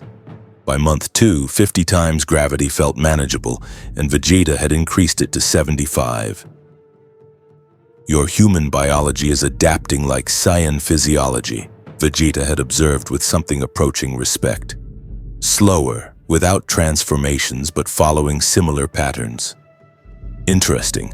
Either you have latent hybrid genetics, unlikely, or your universe's humans possess adaptation potential that Earth humans lack. The training extended far beyond gravity conditioning. Vegeta taught him the fundamental principle behind Super Saiyan transformation, not the transformation itself, which required Saiyan biology, but the conceptual framework. forcing ki to circulate so violently, so intensely, that it fundamentally altered your physical and energetic state. Not an external multiplier like Kaioken, but internal metamorphosis. Your amplification technique treats power as something you add to yourself, Vegeta had explained during a particularly brutal sparring session where he casually swatted aside Ryu's best techniques. That's why it plateaus at 3 times and burns energy so rapidly. You're trying to pile power on top of your existing structure. Super Saiyan works differently. It rebuilds the structure itself, making it capable of channeling exponentially more energy through the same physical form. But I cannot transform, Ryu pointed out, blocking a casual kick that still sent him skidding backward 20 feet. Not into Super Saiyan, no. But the principle applies to any warrior with sufficient ki control and willpower. Vegeta had powered up slightly, not even a fraction of his full strength, but enough that his aura became visible as golden flames around his body. Stop thinking of your power as something separate from yourself. You are your energy. Your body is merely the vessel that shapes it. Rebuild the vessel's relationship with its contents and you'll break past your current ceiling. The instruction was cryptic, almost philosophical, but through months of meditation, brutal training, and countless battles against Vegeta in the gravity chamber, Ryu began understanding. His Kaioken variation had been forcing energy through his existing circulatory patterns, creating strain because the pathways weren't designed for that volume. What if instead of forcing energy through unchanged channels, he restructured the channels themselves? Month 4 brought the breakthrough. Ryu stood in the gravity chamber, now set to 100 times Earth's gravity, a pressure that would have seemed impossible 6 months ago, and attempted something new. Instead of activating his amplification technique by pushing more energy through his existing Kai circulation, he meditated, focused inward, and visualized his entire energy system transforming. Not adding power, but becoming more. Blue-white aura erupted around his body, but different from before. More controlled, more intrinsic. The energy didn't feel forced, but natural. As if his body had always been capable of this output and only now remembered how. There, Vegeta said from where he watched with crossed arms. That's the principle. Your amplification just jumped from 3.0 times to 4.5 times, and your energy signature indicates it's more stable than your previous ceiling. You've taken the first step toward internal transformation rather than external amplification. The power felt incredible. His effective combat level now exceeded 10,000. And the strain that used to accompany his 3 times multiplier had diminished significantly. But more importantly, he'd grasped the conceptual framework that separated Dragon Ball's strongest fighters from those who plateaued. They didn't just get stronger, they became stronger at a fundamental level. Month 5 introduced combat against opponents who operated at levels previously unthinkable. Vegeta arranged sparring matches with other Zed fighters, each session designed to expose Ryu to different fighting styles and power levels. Krillin demonstrated that technique and experience could partially compensate for lower power levels. His Destructo Disc technique could cut through opponents far stronger if they let their guard down. Tien showed how dedication to martial arts alone, without Saiyan biology or divine training, could still achieve respectable strength through sheer willpower.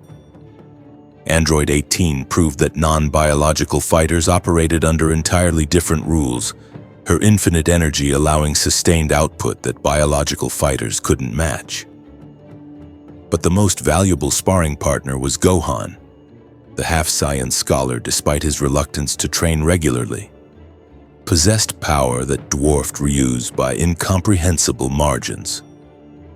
Yet Gohan approached their sparring with patience and genuine interest in Ryu's techniques, often powering down to levels where his vastly superior speed and strength became manageable challenges rather than instant defeats. Your Hadoken principle is really interesting, Gohan had said during one session, easily weaving through Ryu's energy attacks while delivering counters at precisely controlled force. It's similar to the Kamehameha's energy focusing, but your compression ratio is way more efficient. You pack more power into smaller projectiles, which means less energy waste and better penetration. If you could scale that technique up to Dragon Ball power levels. He'd charged a Kamehameha to demonstrate, blue energy gathering in his palms, growing to the size of a car, radiating enough power to make the gravity chamber's sensors scream warnings. Imagine this level of output with your compression efficiency. The vision was staggering, but it also revealed how much further Ryu had to go. Gohan could casually generate energy attacks that would require Ryu's absolute maximum output. Month 6 brought news that changed everything. Whis arrived at Capsule Corp unannounced, as angels apparently did, his staff tapping against the ground with a sound that somehow carried through the entire building despite its gentleness. Ryu was mid-training when every Z fighter's energy signature suddenly spiked with tension, and he emerged from the gravity chamber to find Earth's defenders gathered with expressions ranging from concern to excitement. Lord Beerus has grown bored, Whis announced cheerfully, as if boredom from a god of destruction wasn't cause for planetary concern. He's decided to host an exhibition tournament. Nothing as formal as the Tournament of Power, but he's invited warriors from various universes to demonstrate their abilities. Earth has been allocated 3 positions. 3 fighters? Goku's eyes sparkled with barely contained excitement. Is it gonna be like a real tournament with brackets and rules? More of a showcase, really. Lord Beerus simply wants to be entertained by watching interesting combat. The tournament will involve each fighter demonstrating their abilities against opponents of similar strength from other universes. Whis' gaze swept the assembled Z fighters and landed on Ryu with calculating interest. Oh my, you're the dimensional traveler Goku mentioned. How fascinating. Your energy signature has evolved considerably from his description. That's quite rapid growth. He's been training really hard, Goku interjected. He spent a year in the hyperbolic time chamber, then trained with Piccolo for 3 months, and Vegeta's been working with him for 6 months. His power's over 2600 base now, and he's got this really cool amplification technique he developed himself. Indeed? Whis tapped his staff thoughtfully. Lord Beerus does appreciate novelty. Most warriors from established universes follow predictable power progression. Saiyans transform, Namekians train for centuries, frost demons achieve golden forms. But a dimensional outsider who develops unique techniques. The angel smiled. That could be quite entertaining. Are you saying... Ryu started, barely daring to hope. I'm saying you should be one of Earth's 3 representatives, Whis confirmed. You won't be fighting at the level of Goku or Vegeta, naturally. Lord Beerus will arrange opponents appropriate to your power tier. But your technical precision and unusual amplification method might provide the novelty he seeks. Plus, his tone grew slightly more serious. This would be an excellent opportunity for evaluation.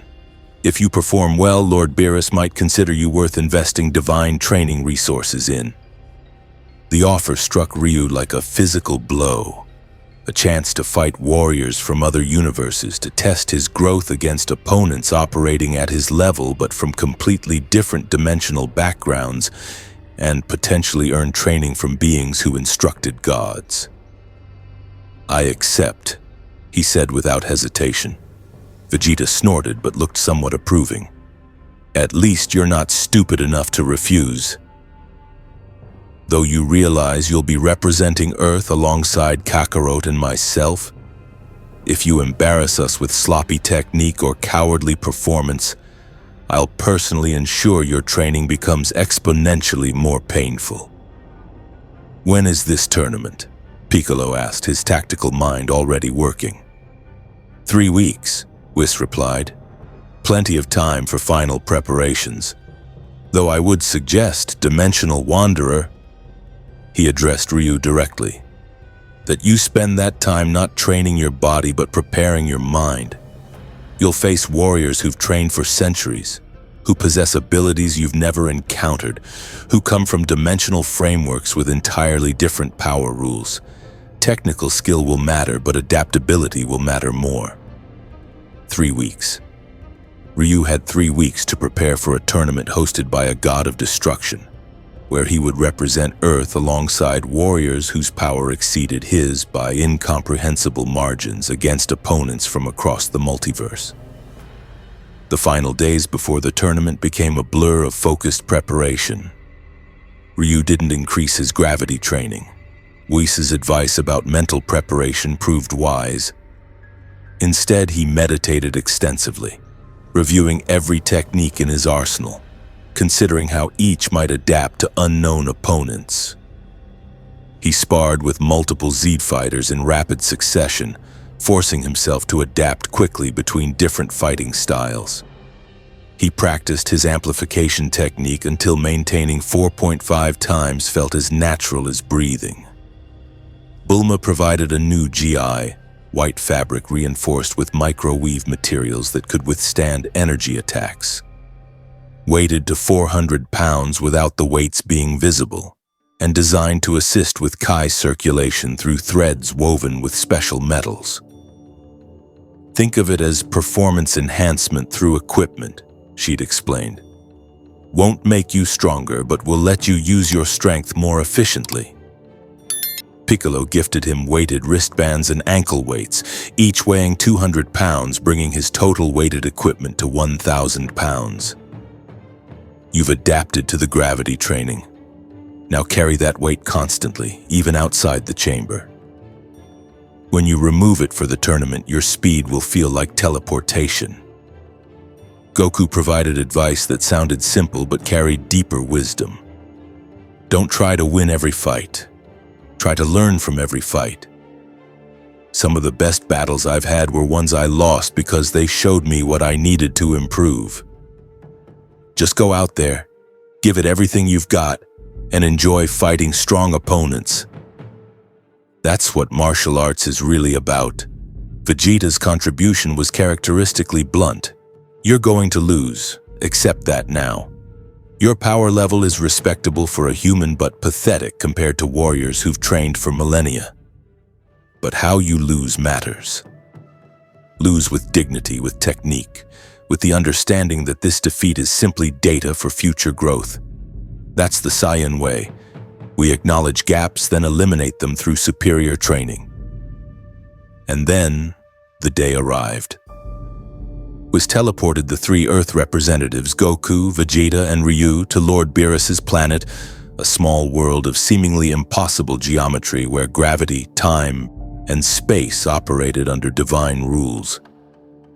The palace sat atop a massive tree that stretched beyond the planet's atmosphere, and the arena constructed for the exhibition floated in the void above, held aloft by energy that made Ryu's senses ache just perceiving it.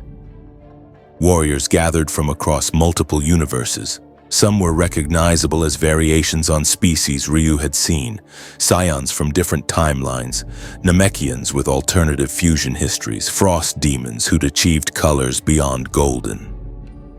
Others defied categorization, energy beings without physical form, crystalline warriors whose bodies rang like bells with each movement. Fighters who existed in multiple dimensions simultaneously.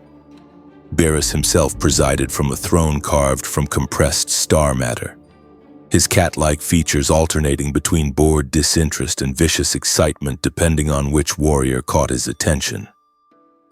Whis stood beside him, ever serene, observing everything with those all-knowing eyes.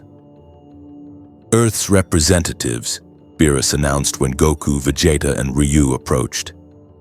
The Saiyan who achieved Ultra Instinct, the Saiyan Prince who developed Ultra Ego, and his gaze fixed on Ryu with predatory interest.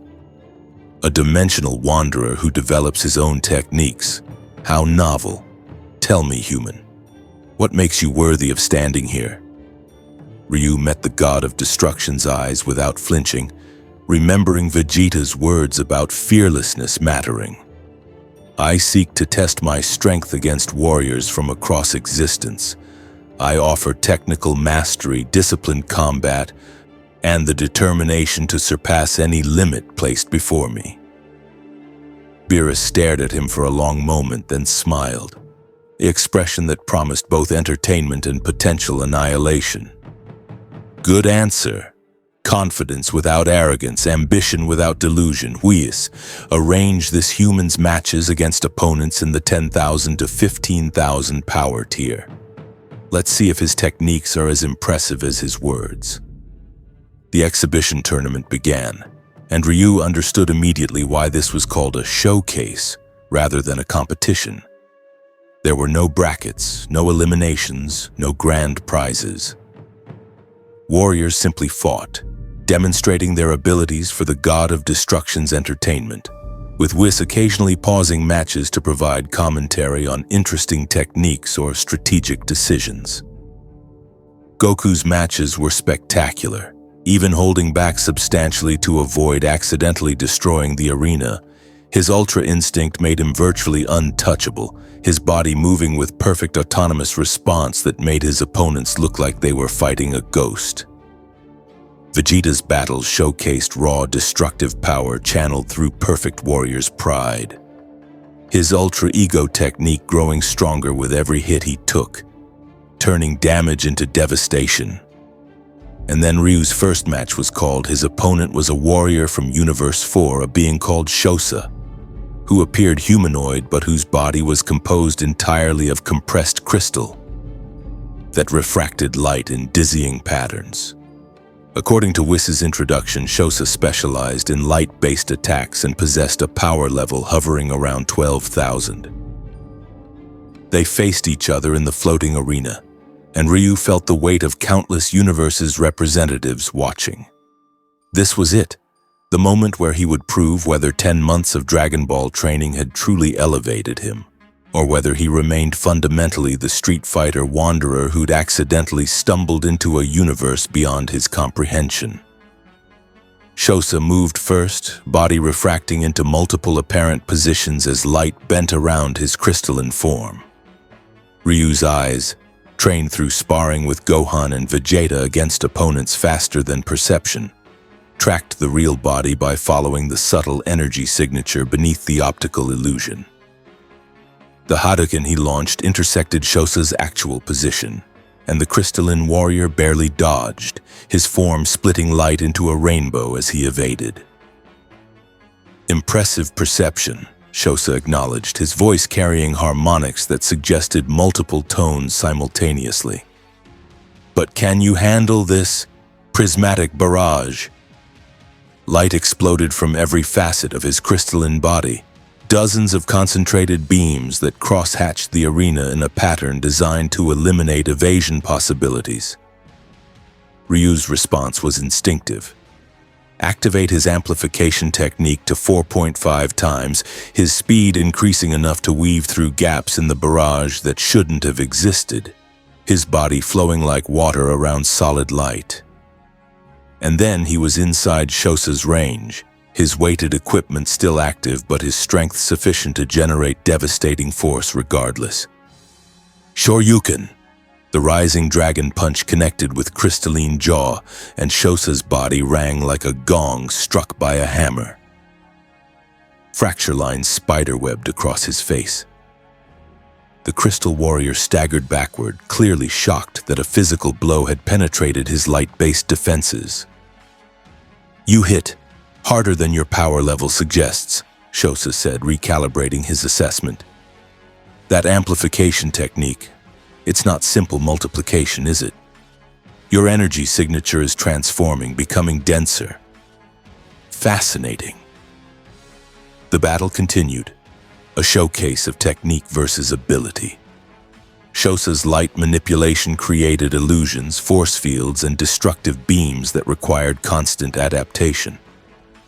Ryu countered with refined martial arts, his Hadoken variations compressing energy to pierce through light constructs. his movement patterns unpredictable because they followed Street Fighter principles rather than typical Dragon Ball combat flow. They traded blows for 5 minutes, an eternity in combat between fighters operating at their level, before Whis called the match complete. Not a knockout or surrender, just a demonstration deemed sufficient for entertainment purposes. "Most impressive," Beerus commented, actually sitting forward in his throne for the first time since Ryu's match began. The Dimensional Wanderer's technique is remarkably clean. His power level remains modest, but his combat efficiency... The God of Destruction looked at Whis. "What's your assessment?" "His energy usage is approximately 40% more efficient than equivalent warriors from established universes," Whis replied, his staff displaying analysis data. "He wastes virtually no Kai on unnecessary movements or excessive power output. Combined with his amplification technique and adaptive combat style, he effectively fights 2 or 3 tiers above his measured strength." The angel smiled. "Quite remarkable for someone who's only trained in this universe for 10 months. Ryu stood in the arena, breathing hard but satisfied as Shosa offered a respectful bow. Apparently, crystalline warriors appreciated technical skill. He'd proven himself. Not as the strongest, not as the most powerful, but as someone whose discipline and technique could compete at multiversal level despite his comparative weakness. The tournament continued through the day.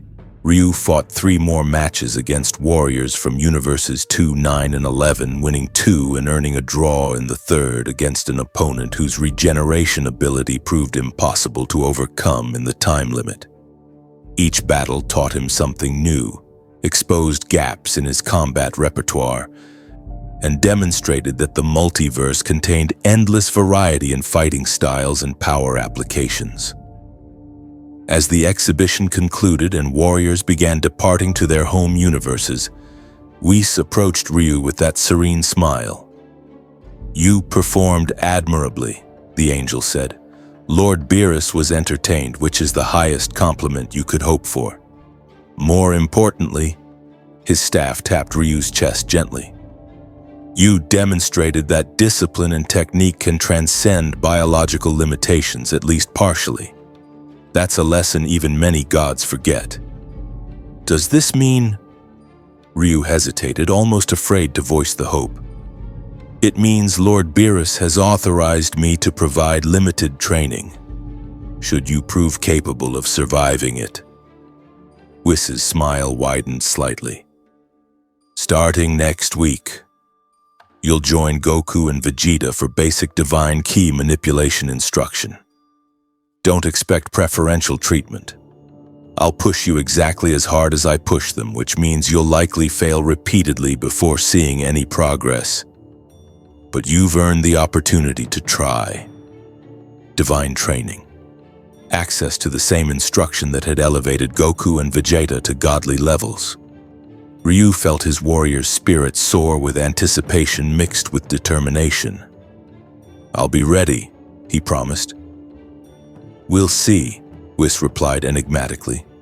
"The gap between mortal and divine is far greater than the gap between weak and strong. But then you've already demonstrated a talent for bridging supposedly impossible gaps. Perhaps you'll surprise us all."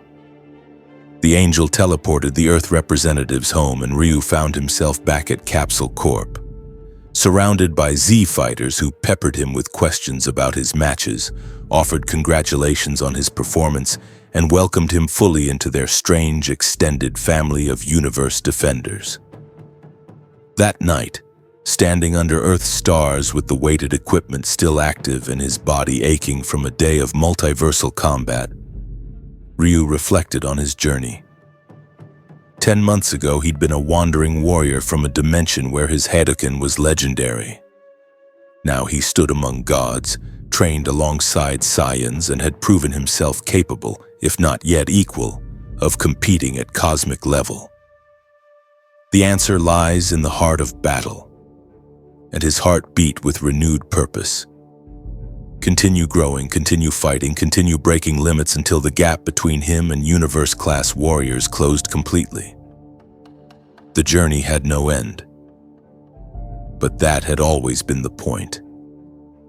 Ryu stood at the edge of Capsule Corp's training grounds, watching the sun rise over the city he'd come to protect alongside Earth's defenders. 10 months. In the cosmic scale of Dragon Ball's universe, barely a fraction of time. But in that fraction, he'd transformed from a dimensional wanderer whose power was exceptional in his world but irrelevant here, into a warrior who could stand, if not yet equal, then at least adjacent, to those who defended entire universes. His base power level had climbed from 350 to over 2,600. His amplification technique had evolved from external multiplier to internal transformation, pushing his effective combat strength past 11,000. He could fly, manipulate ki with precision that impressed even Piccolo, and adapt his Street Fighter techniques to Dragon Ball's absurd power scaling. Most importantly, he'd earned respect from warriors who measured strength in millions, but recognized that discipline, technique, and unwavering determination held their own value. Whis's divine training awaited, a challenge that would make the hyperbolic time chamber look gentle by comparison. The angel had made clear that divine ki operated under entirely different principles than mortal energy manipulation. That god of destruction techniques required mindsets human psychology actively resisted, and that failure was far more likely than success. Perfect. Because Ryu had spent his entire life walking paths others deemed impossible, pursuing perfection that always receded as he approached. An understanding that the answer lies in the heart of battle, not as destination, but as endless journey. Goku emerged from the building, his GI somehow already disheveled despite the early hour, carrying what appeared to be a massive breakfast sandwich. "Hey, you're up early, couldn't sleep?" "Meditating," Ryu replied. "Preparing." "Smart." Goku took an enormous bite, somehow continuing to talk around the food. "Whis' training is brutal, like really brutal. He made Vegeta cry once. Don't tell Vegeta I told you that. And he pushed me until I thought my body would literally disintegrate. But it's worth it. Divine ki is incredible. You feel like you're connected to the universe itself, like your strength doesn't just come from you but from everything." "How long did it take you to achieve Super Saiyan God?" "First time was through ritual, but learning to do it myself took months of Whis' instruction, and even now I'm still learning new applications." Goku's expression grew more serious, that warrior's wisdom showing through his usual cheerfulness. "Point is, you're gonna struggle, you're gonna fail. There'll be days you want to give up because the progress feels impossible, but..." He smiled, genuine warmth in his eyes. "You've already proven you don't give up. You went from barely scratching me with your best attack to competing in a multiversal tournament in 10 months. That's insane growth. So yeah, you'll struggle with divine training, but I believe you'll figure it out eventually." The simple faith from someone whose power exceeded comprehension by immeasurable margins meant more than Ryu expected. He bowed slightly, a gesture from his world that felt appropriate. "Thank you for everything. The training opportunities, the guidance, the trust. Hey, we're friends now. That's what friends do." Goku finished his sandwich and 2 more enormous bites. "Plus, having another fighter around who takes training seriously is great. Vegeta's always intense, but you've got that quiet determination that reminds me of Piccolo. It's good balance." He glanced at the rising sun. "Want to spar before Whis shows up? Nothing serious, just warming up. I promise to only use like base form, no multipliers, deal?" Ryu smiled, rare expression but genuine. "Deal." They moved to the center of the training grounds, 2 warriors from impossibly different backgrounds whose paths had intersected through dimensional accident and mutual respect for martial arts. Goku's casual stance that hid explosive power. Ryu's disciplined form that channeled every ounce of strength with perfect efficiency. And as they began to spar, Goku's punches moving at speeds that would have been invisible months ago but now appeared in perfect clarity to Ryu's trained perception. Ryu's Hadoken variations forcing Goku to actually dodge instead of simply tanking them. The Wanderer understood something fundamental. The answer didn't lie in any single battle. It lived in every battle, every training session, every moment spent pushing beyond yesterday's limits. Goku had found that answer through pure-hearted combat and protecting those he loved. Vegeta had discovered it through pride and the refusal to accept any ceiling. Piccolo had learned it through discipline and strategic growth. Ryu's answer was still forming, still evolving with each fight and each lesson, but its core crystallized. Strength existed not for dominance but for the endless pursuit of perfection, knowing perfection would always recede and finding joy in that eternal chase. 3 months from now, Whis would evaluate his divine training progress. 6 months from now, Earth would face another threat requiring all defenders. 1 year from now, perhaps he'd return to the hyperbolic time chamber for his second and final entry. This time with divine key principles to explore. The future held uncertainty but also infinite potential. The journey had no end. But then, that had always been the point.